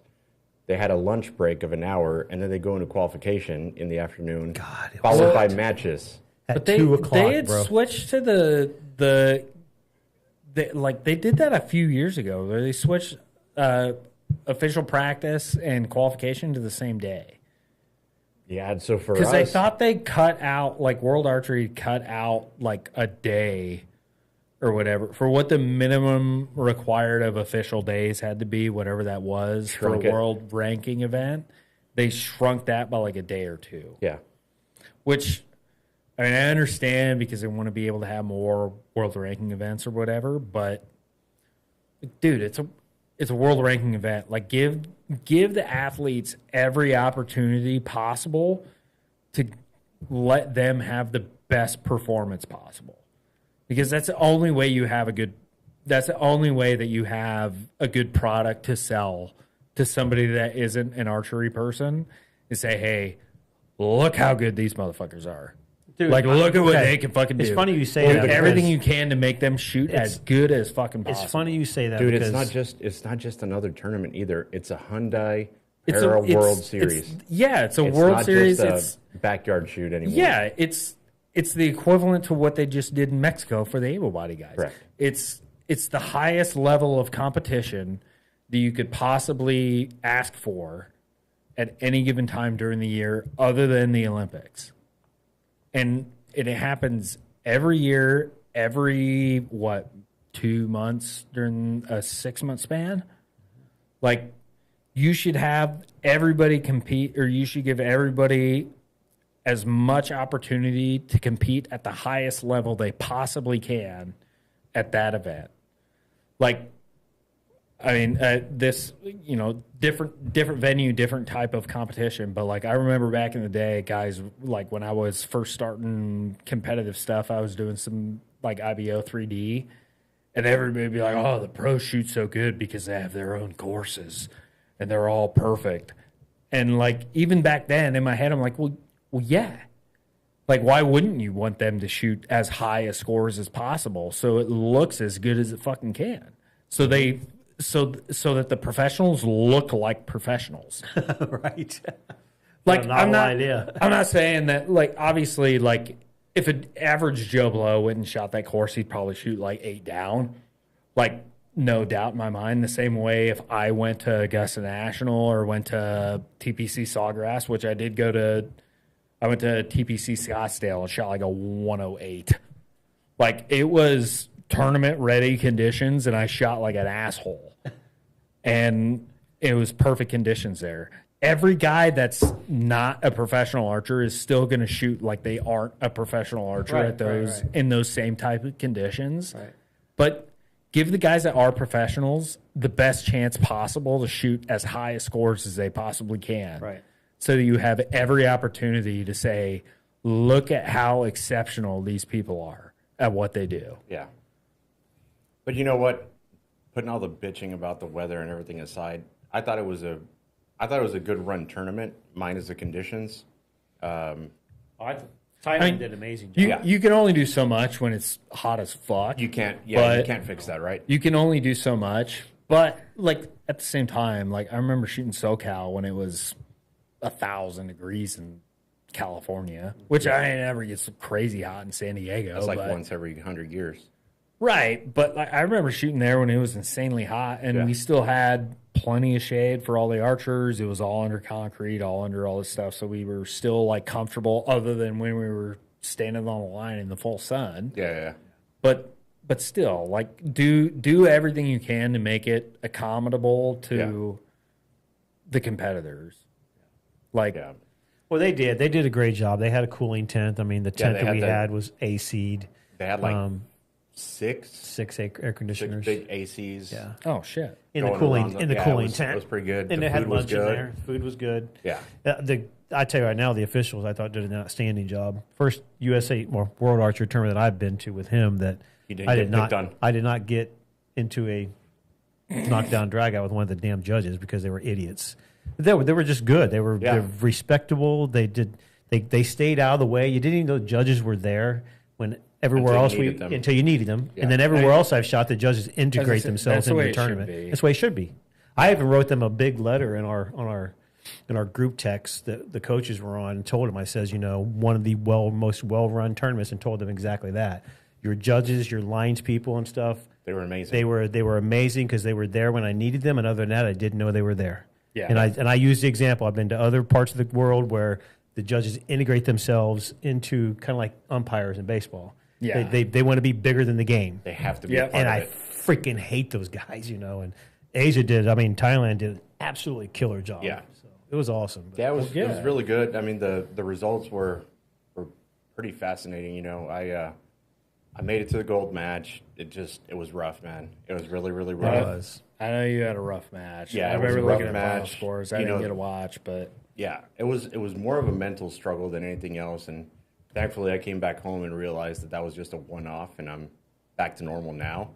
But it was really the perfect storm, and it's not making excuses. I mean, other than we shot that gold match at 2 p.m. in the hottest part of the day, so I'm already dying. You know what was worse? So get this. I don't know if you've ever experienced this before. Stage. So as soon as I walk, so we're the first ones to walk out there, the coaches, before even the athletes. You get on the stage and it's like 30 degrees warmer than No, dude. It was else. like standing on a trampoline. Oh, yeah. It was a raised stage. And I had to hold the spotting scope. I had to hold it because even while he was at full draw and whatever Archer was shaking or whatever they were doing, you could feel all coming in the stage. Yeah, you could feel all of it. We got done shooting that first end, and he came over. He's like, "Are you all right?" I was like, "I can't hold the middle, bro." Like, I'm bouncing. He's like, "Okay, so it's not just me. My scope is bouncing." There was a few World Cups I've shot where they've been on raised stages like that. It was raised and it was plywood. Yeah, and it like was freaking 3/8 ply. I mean, I was just gassing up the tournament organization with that, but like, unfortunately, some of that is just set building. Yeah, like of course. I mean, what sucks about that is it's still fair because I'm sure they had what I went through. The other guy went through as well. Yeah, he was dealing with the same shit. Yeah, because they're like when we were in. I mean, going back to Vegas, this was the first year in a while that we'd shot on raised floors. Mm-hmm. There had to have been some sort of storage facility or something underneath us because, dude, like on practice day, I was shooting next to Martin Dam's bow, and like somebody'd be running across the floor, like behind the tables, like an employee running back to the DOS or something. And you'd be a full draw and feel boom, boom, boom, boom, boom, boom. Oh yeah, Like you could definitely feel it. Yeah. So I've definitely shot on stages like that, and it sucks. Yeah, but it just made it rough. The whole set system, Well, I mean, and I guess if I wanted to go back on what I said before, like give your athletes every opportunity possible to shoot well, like I mean, I would consider that constructive criticism towards an organizing committee. Like, hey, it's not detrimental. Put a couple more 2x4s underneath this shit. Put it on the ground. Put it on the ground. Or put it on the ground. Put it on the ground, bro. What makes it tough on the ground is, I mean, that's just camera work stuff. But I don't know what type of filming they did. I mean, they had the whole World Archery set out there because every time you host a WRE, you have to bring their media group to you. So they had the whole works. It just happened. I mean, they wanted to build the stage. It just wasn't built the best. No. But just again, perfect storm. And your competitor is also shooting in the same condition. 100%. So like, as much as it sucks from a competitor standpoint, a little bit less than it did me. Yeah, from a competitor standpoint, it sucks because you're dealing with that. But like, you also know the guy you're shooting against is dealing with it too. Oh, yeah, exactly. It's just who's better at adapting to that thing that you didn't expect. No, it was crazy. There was a lot of surprises. People probably thought that I was going to go out there and sweep it and wound up dropping my match. Then the guy that made the open compound match, Jonathan Milne from Australia, he wound up dropping his match against India. Then they had, for the first time ever, they had two girls shooting from India. Dude. One has no arms, the other one has no limbs. No limbs. That's right. She has a prosthetic leg. I'm going to tell you, they put on a show. Yeah.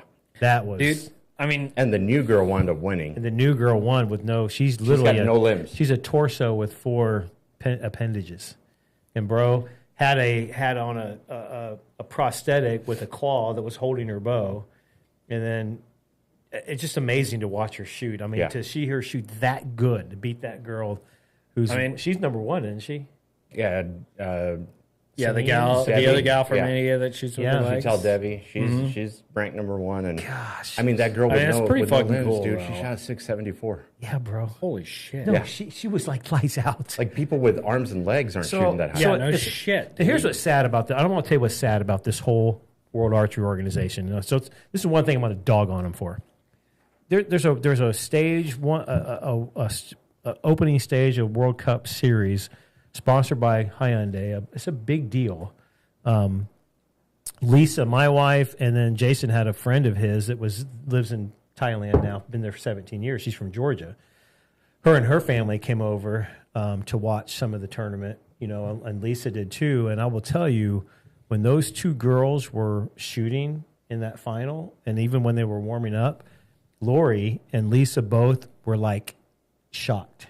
Like how in the heck are they that good? How is this possible? How's that possible? Seriously, because dude, they would slaughter me. I couldn't even come close to being.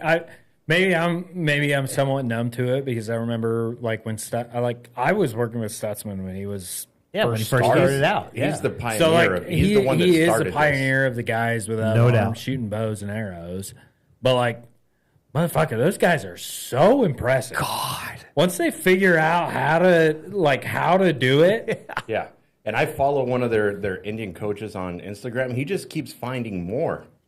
Dude, because he's not an Indian. He's like, oh, motherfucker, these guys have got really strong-ass legs. So I think they're going to make their own division. That's the rumor, that they're going to make their own division for people with no arms. I wouldn't be shocked. And the It'll only be reason I like say the W1 division.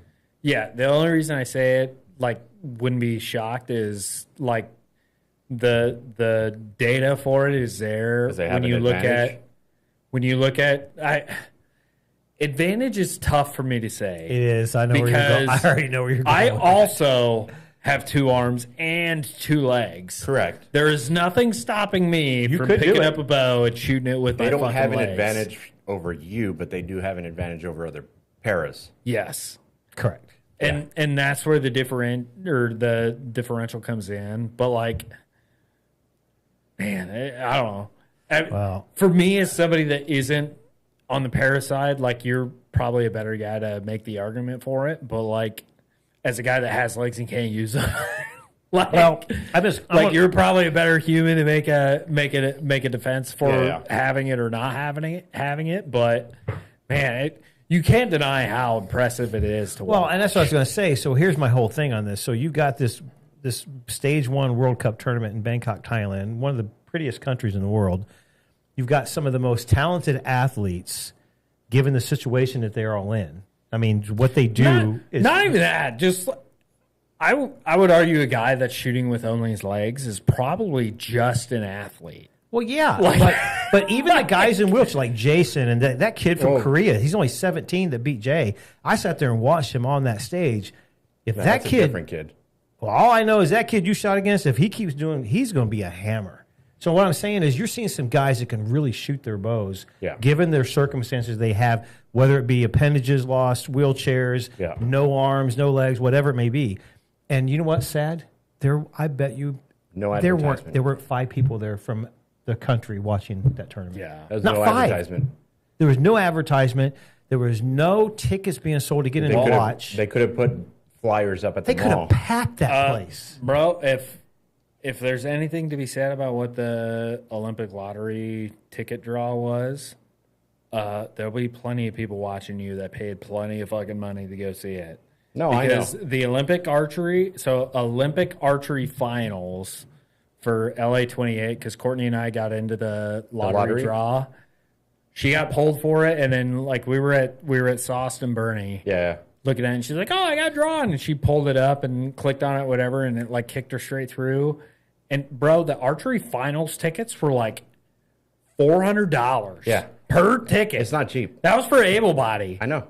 So like, it's the same for para. It's a finals event. It should cost money to go to. Don't get me wrong. What you're saying is I need to put in for a lot of tickets. But like, so you can't just go buy those tickets. No, bro. No. You either pull or you have an athlete that's there that requests tickets, and then they sell them to us at a discounted price.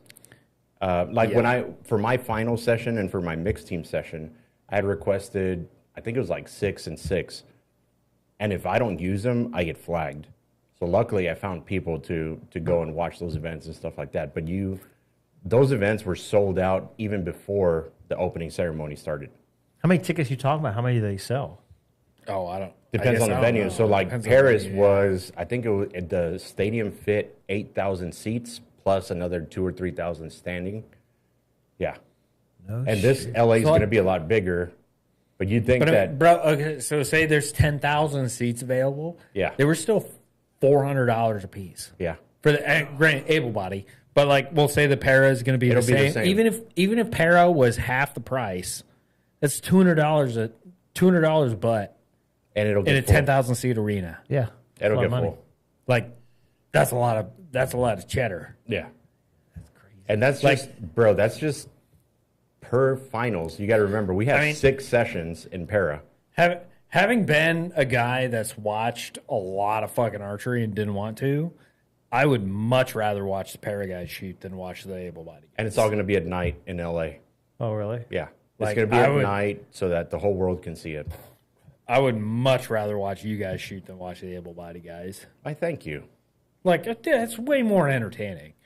Like, not saying a circus show. Not saying you're circus or like, you know, that it's a level or a lower level of archery, but like there's, without a doubt, there's more parity to it. Oh, which like that definitely fucking helps. Heck yeah. Well, the like way you the way never that know when a guy's going to throw a fucking 6 in the paras. Which, to be fair, you probably never know when a guy's going to throw a 6 in the Olympic division. Yeah, but the way that I tell people is like, you know, you look at para and you're like, oh yeah, good for you, you're shooting. I'm like, bro, you're one bad step away from shooting against me.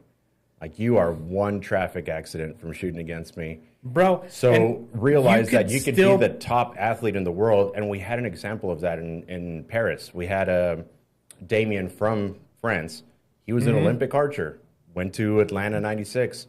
He loved riding horses, and I think he fell off a horse and broke his neck. And guess what? Now he's shooting para. We've seen 2 athletes from India, and they were both gymnasts. One's a coach now, one guy's shooting. He's a young kid. And you're like, holy crap. And how did he get hurt? He was doing a vault and landed on his neck. Boom. And now he's shooting para.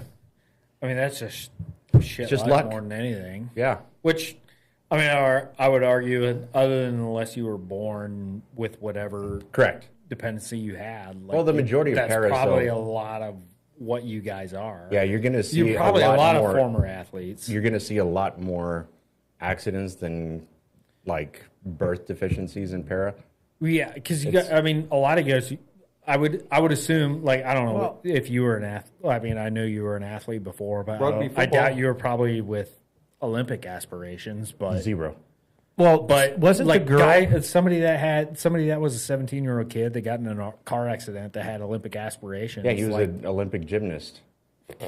Chances are he's probably going to find his way to some sort of other. Well, the one girl from India that won it, didn't we hear she got electrocuted? Yeah. So the girl with no limbs, she was between 8 or 10 years old, and there was a down power line. Got electrocuted, lost her legs, lost her arms, amputated at the elbows and the knees. Yeah, from getting lit by electrical line. So that was somebody who normal, and then but I bet the other girl, I bet she was a birth defective. Debbie, she was born with no arms. Debbie was born with no arms. Yeah. And I mean, it just happens, but dude, I'm excited for it. The level of archery that I saw in Bangkok, as you say, is going to grow. Yeah. Oh yeah, dude. I mean that. Oh, that's fucking cool as shit. Yeah. For you guys. I was just looking. Not for you guys, but for archery as a whole. Well, the reason why I went to Bangkok, and this is really dear to me because everybody was like, "Why are you going to Bangkok, dude? Like, it's miserable.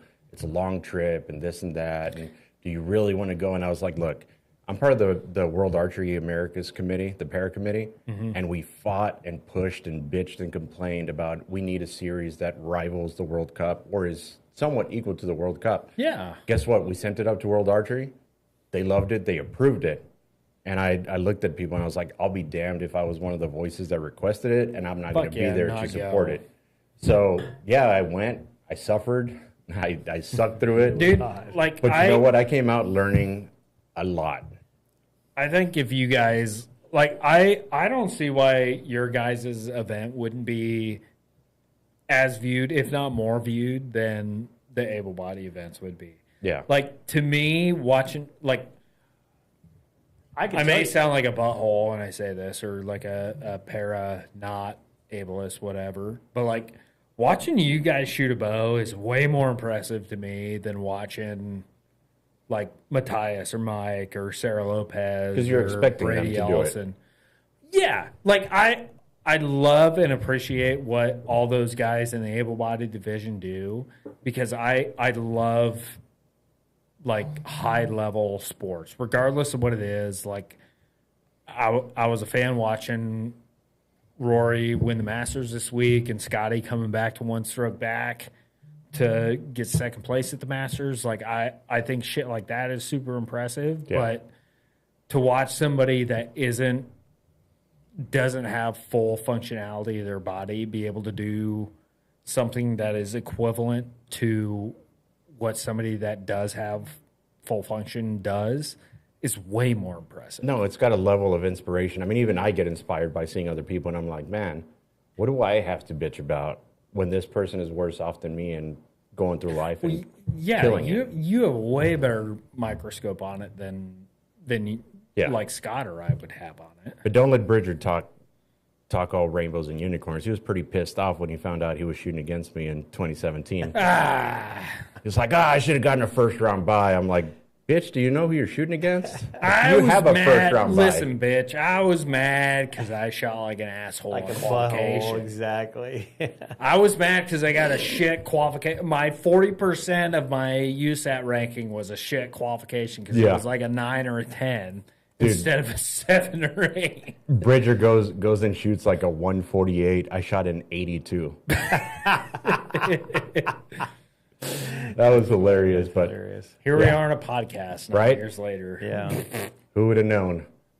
But so where is stage 2 at and when? Stage 2 is going to be in Czech Republic in June. It is Czech. Yeah, okay. That's the one. Is it the same like venue as the Czech one that you guys have shot in the past? Yeah, it's the same city in Novo Mesto.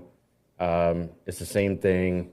Hyundai World Archery Paris Series, and it's going to be pretty cool because it's going to have all the Europeans in it that weren't in Bangkok, and that was pretty smart of them because being a European going to that, they probably would have. I was going to say, I'm sure it's a good idea for them because if it's in the same venue that because I know, like, I'm sure most people don't know that you guys had an event in Czech, like a world ranking event in Czech in the past, but if it's somewhere where like Euro para guys had a chance to shoot before. Yeah, so they'll actually be shooting in 2 weeks. They'll be shooting in Rome because they have their European champs.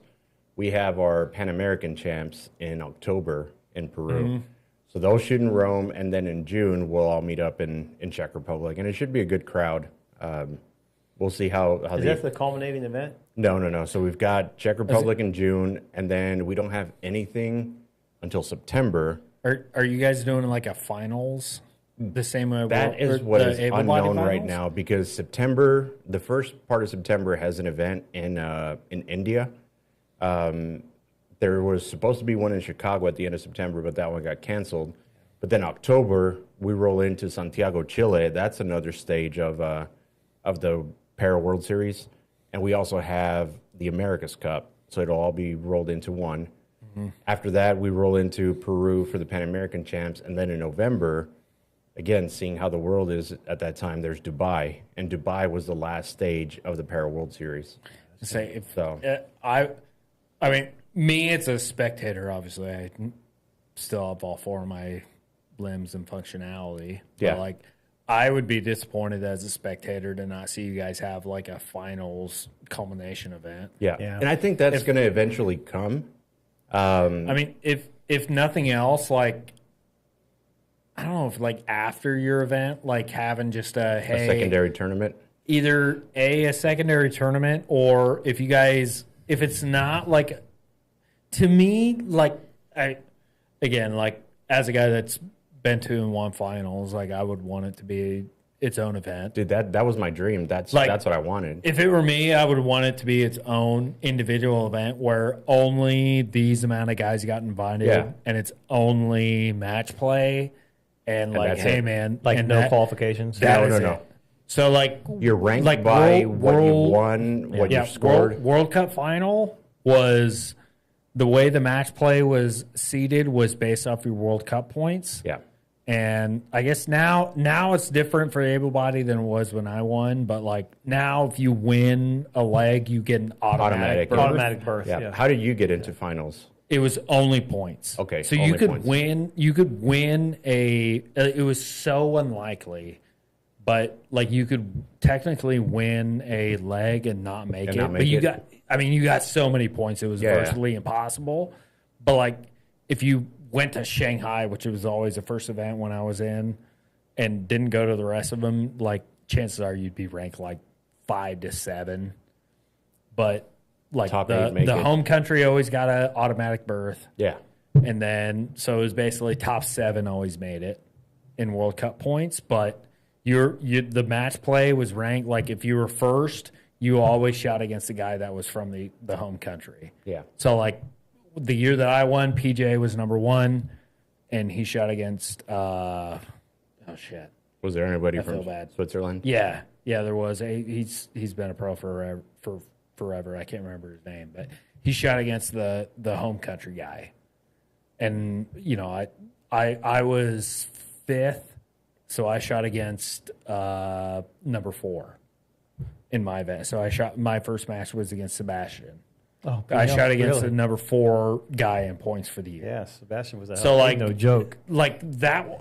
To me, if for all this stuff to come to culmination, like it should be that at the very least, like this year, if they're not going to have their own, to me, if they weren't going to have their own individual event, it should be like a FedEx Cup situation to where, like, hey, the guy that has the most points at the end of the year gets the finals medal and not do a separate event, but you guys should have your own separate event. Yeah. Like, I would prefer it if it wasn't like hey, also, all these guys, the guy that got knocked out on 32 at this event, he's going to shoot a match play event 2 days later. Right. Like, that doesn't feel great to me. I would rather it be a separate event.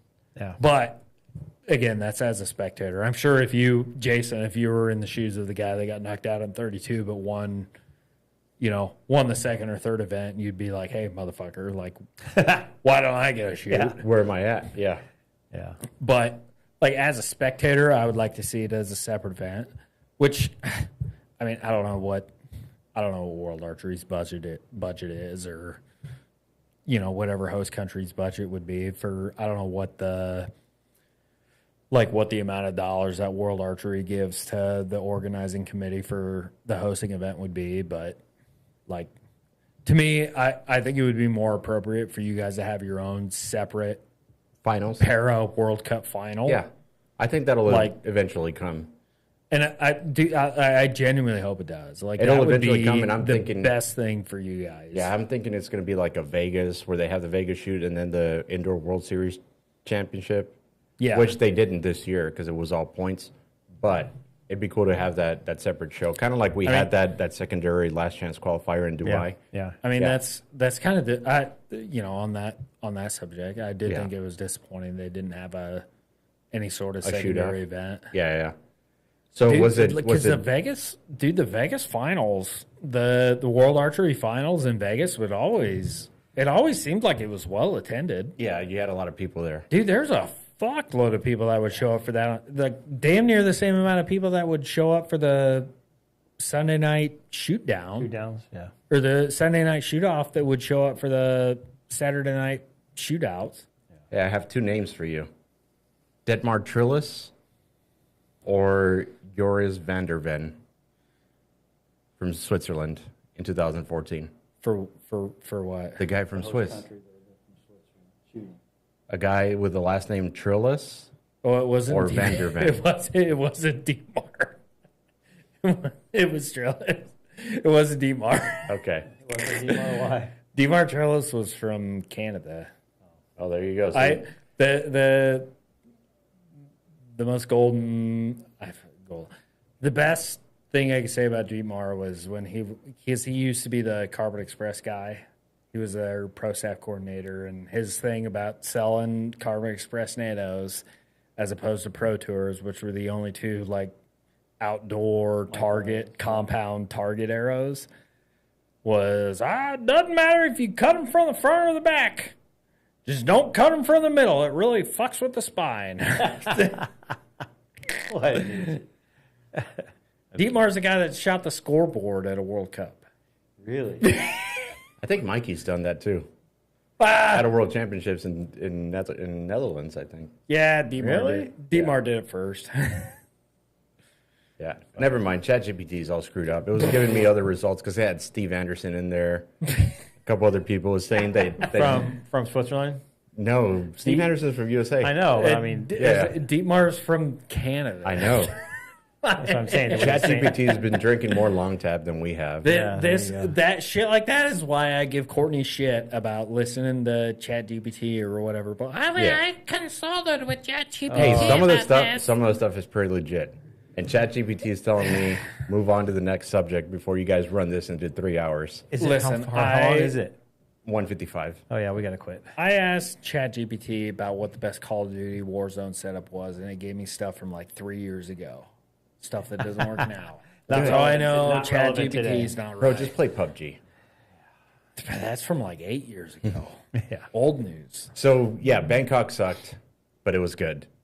That's what I'm gonna call it. I love that city. It was awesome. We had a blast.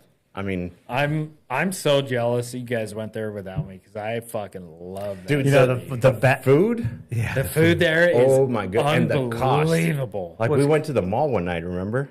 Yeah. You go to the mall, you could have you could look like Beverly Hills Queen. Yeah. Fucking walking out of every store with an armful of store. Yeah, for $300. Dude, you could shop for 8 hours and spend less than $1,000. We had a table like this full of food for under $30. Yeah. No, we know there was 8 of us. I bought dinner that night, and I felt bad because I wanted to buy dinner. This lady had bought dinner the night before, her family. There was 8 of us. They were drinking beers, him and Bon, and it was $77 US, dude. 77. Yeah. Dude. I went to the waitress and I said, I don't think this is right. Well, she got the manager, and the manager came over, felt bad that he thought I was overcharging him. I'm like, no. I don't think you charged me enough. He went through the whole receipt with me, and I was like, that would have been $300 in the U.S. Well, even when we ate dinner in Korea, it was still cheaper than anything. Oh, the 4 of us went out for a Korean barbecue, and I think the total was like $65. Yeah, dude. The food there is incredible, and the people are so fucking nice. They're so nice. And granted, I've been there a couple times, but I always say that the best experience you ever have is the first interaction you have with another human in whatever city. And the first time we landed there, it was fucking 1:30 in the morning. We got to the hotel. We're walking up and down the street looking for somewhere to eat because we're starving to death because it's lunch at home and we ain't eaten in 12 hours. And some dude is closing up his little bodega deal. And he's like, oh, no, I make you chicken. And he fucking runs inside, fires his grills back up, makes his chicken teriyaki. He's, I'm not supposed to give you any beer, but you guys are cool. Here you go. He starts giving us a bunch of beer. Some chang. Chicken teriyaki, whatever else. And dude, it was $12 for all 4 of us. Yeah, that was a lot because we had dinner the last night we were there, and we had a table full. Remember the spicy soups, ribs? The ribs, the Thai version of Korean bibimbap, which is called kapow. Yeah. And Bon said it was $9. $9 for all of us. $9. Yeah, dude. So the food there is so good. No, the people are so nice. It was a really good experience. And the good thing is they're bringing it back next year. So I'm definitely going. So the World Series is only going to get bigger next year. There's a little secret in there that I'll have to talk to you guys about this offline because it's legit and you're gonna love it. But switching gears, as soon as we came back, everybody flew out to Puebla to go for the first actual world, the able-bodied World Cup. Yeah, and that was, man, I don't know if you guys watched some of the matches, but it was really good. I only saw the highlights that World Archery had posted on Instagram, but I know Matthias won the men's, which I guess that was a pretty back and forth match. Nico was up the first half, and then Matthias won in the back half. Yep. Sarah, I think she dominated her whole match. No, Sarah won against Lizelle. And Lizelle dropped the 9, and that's how, Sarah won by 1 point. Every match was decided by 1 point. All the bronze and everything. Man. Stefan making it to the Final Four with his debut for the U.S. Yep. The women's team going for gold. They came back with silver. The men's recurve team went out and dominated and came back with gold for that. Oh, they did win gold? Yeah. I didn't realize the men's won gold. Yep. Hell yeah. Brady won gold. The U.S. did really, really well. Brady did... On the women's side, I don't know who won the women's. No, it wasn't women's. No. I forget. It was China, someone else in China, I think. It was pretty close, but the crazy thing was there was no Koreans there. Mm-hmm. Like Korea always skips the first World Cup. Well, they usually have like a team, like some sort of team selection or some national tournament that is very heavily weighted for their team or going for their on national right rankings. Now. Yeah, like always during the first World Cup. Yeah, yeah. But it was a good show. I watched a lot of the finals matches on Archery Plus. It was really, really good. And it just makes me think that this year is going to be an interesting year. We talked about it. The qualifications for everybody, they struggled because they shot in the afternoon with the wind. Crap. It was bad. Hell, world number one, I think, shot Becerra. She was like 16th or 19th. Yeah, it was windy. Tara Page was like 16th or 19th. As I say, I know they were all down there. Like the qualifications for the able bodies events is crazy. Like I remember shooting, like if I shot a 708, like when I was on tour, like if you shot north of 700, it was almost always like an automatic ticket into top 8. Yeah. Like maybe if we were in good conditions, it was like a 705 or 706. Not now. Which, if it was good conditions and you were a 700 shooter, you were going to shoot that anyways. Yeah, but, right. Bro. A 705 now that's like 32. I was going to say, like, if you break 700, you barely make top through 50. fucking top 50. Yeah. Like, God, the scores now are so crazy. Equipment or people? I think it's I think it's Combination of both? I think it's both. I would equate it more to people than equipment because, bro, I was shooting 30X games 10 years ago, and you're telling me that the equipment is better. I bet you I got a better chance of grabbing my equipment from 10 years ago and shooting a 30X than I do right now. Yeah, you for sure. Yeah, I'll give you that all day. Go find you a C4. Go find him a freaking Like, C4. I mean, I say that like the equipment I shoot now is bad. It's not. But the equipment is better and the footprint of archery is larger. So we're pulling in a bigger I think you've got more talent pool. I think you've got more young people starting earlier. Which is making the pool bigger. Yes. Yeah, that's It's 100% a talent pool. No doubt. It is. Because you didn't 100%. have Like it's mostly a talent pool Yeah. situation. Like it's just like everything else. Like the more people they got to swing a golf club, the more Scotty Schefflers they got to swing a golf club. Like it's just one of those things. You know, God dang it, I don't want to talk about this now because it'll be another soapbox. We'll save it for another time. But make sure you annotate it on your phone so we remember. No, I'll remember this one because this is a big one. But it goes back to why the manufacturers that control the destiny of professional archery are so down on the professional sport right now. Because in theory, I'm just going to make this one statement and we'll save it for the next podcast. But you still have the same core 50 to 100 guys on the PGA Tour go play every event all year. The same football players are playing football year in and year out with, the rookies coming in, of course, to fill the gaps. But I guess my point is all professional sports are attended and watched by the same core audience, the same core players with fill-ins every year. As people retire, people fill in. You don't think it's the same people watching archery from years ago watching it right now? But that's no. I think it is, but the manufacturers are dogging on that because they don't think we're doing anything to bring in. But we just made the statement a second ago that there are more young people in the talent pool that make everything better than there was 15 years ago.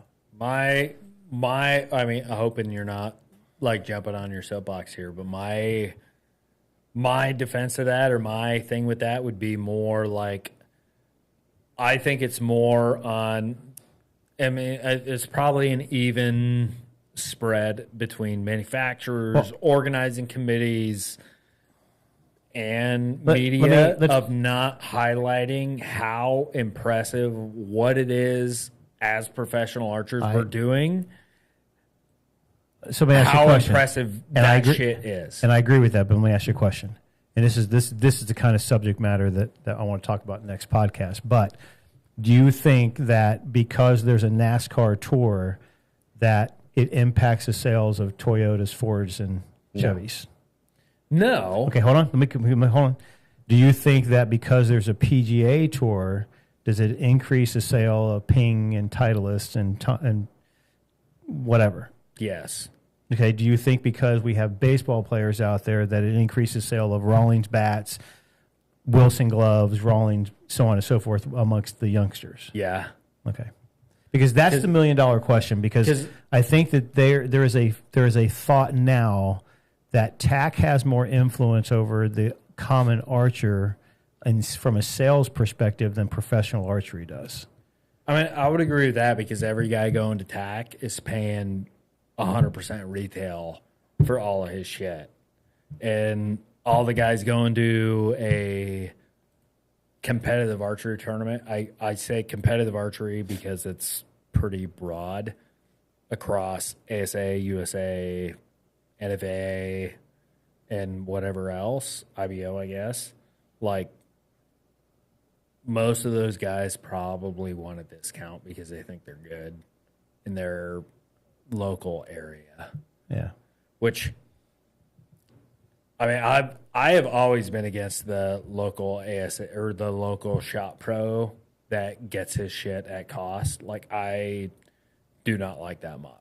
Yeah. At all whatsoever. If you get shit for free, it's because you're good enough to compete at the professional level. And that is the only reason you should get something for free. Well, we save that for another podcast because where are we at, Jay? Shit, we're Way at over 2 hours. 206. Yeah, we need to quit. This is not Joe Rogan, guys. No, exactly. We'll have to. It's all good. It's another fun one. Send us messages as to why we should talk shit about. Yeah, exactly. This is the best kind of podcast when we have a archery. lot of stuff going on. But we're not going to be back for another 2 weeks at a minimum because I'm off to Gator Cup. You're off to.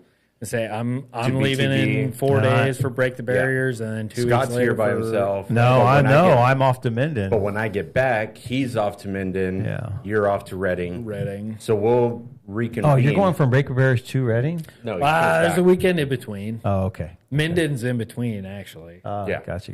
Okay. So all that shit you were talking about, events being overlapping one another, it's kind of the same so after shit. Minden, we'll be able to reconvene and talk about Break the Barriers, Minden. No, that'll be after Reading. No, because I'll be back. He'll be back. You'll be back. Oh, and then he goes to Reading. Then he takes. Oh, yeah. Okay. So, we'll be here. Okay, that sounds good. Yeah, we'll just wrap it up now and see everybody on the next one. Yes, sir. All right. See you guys.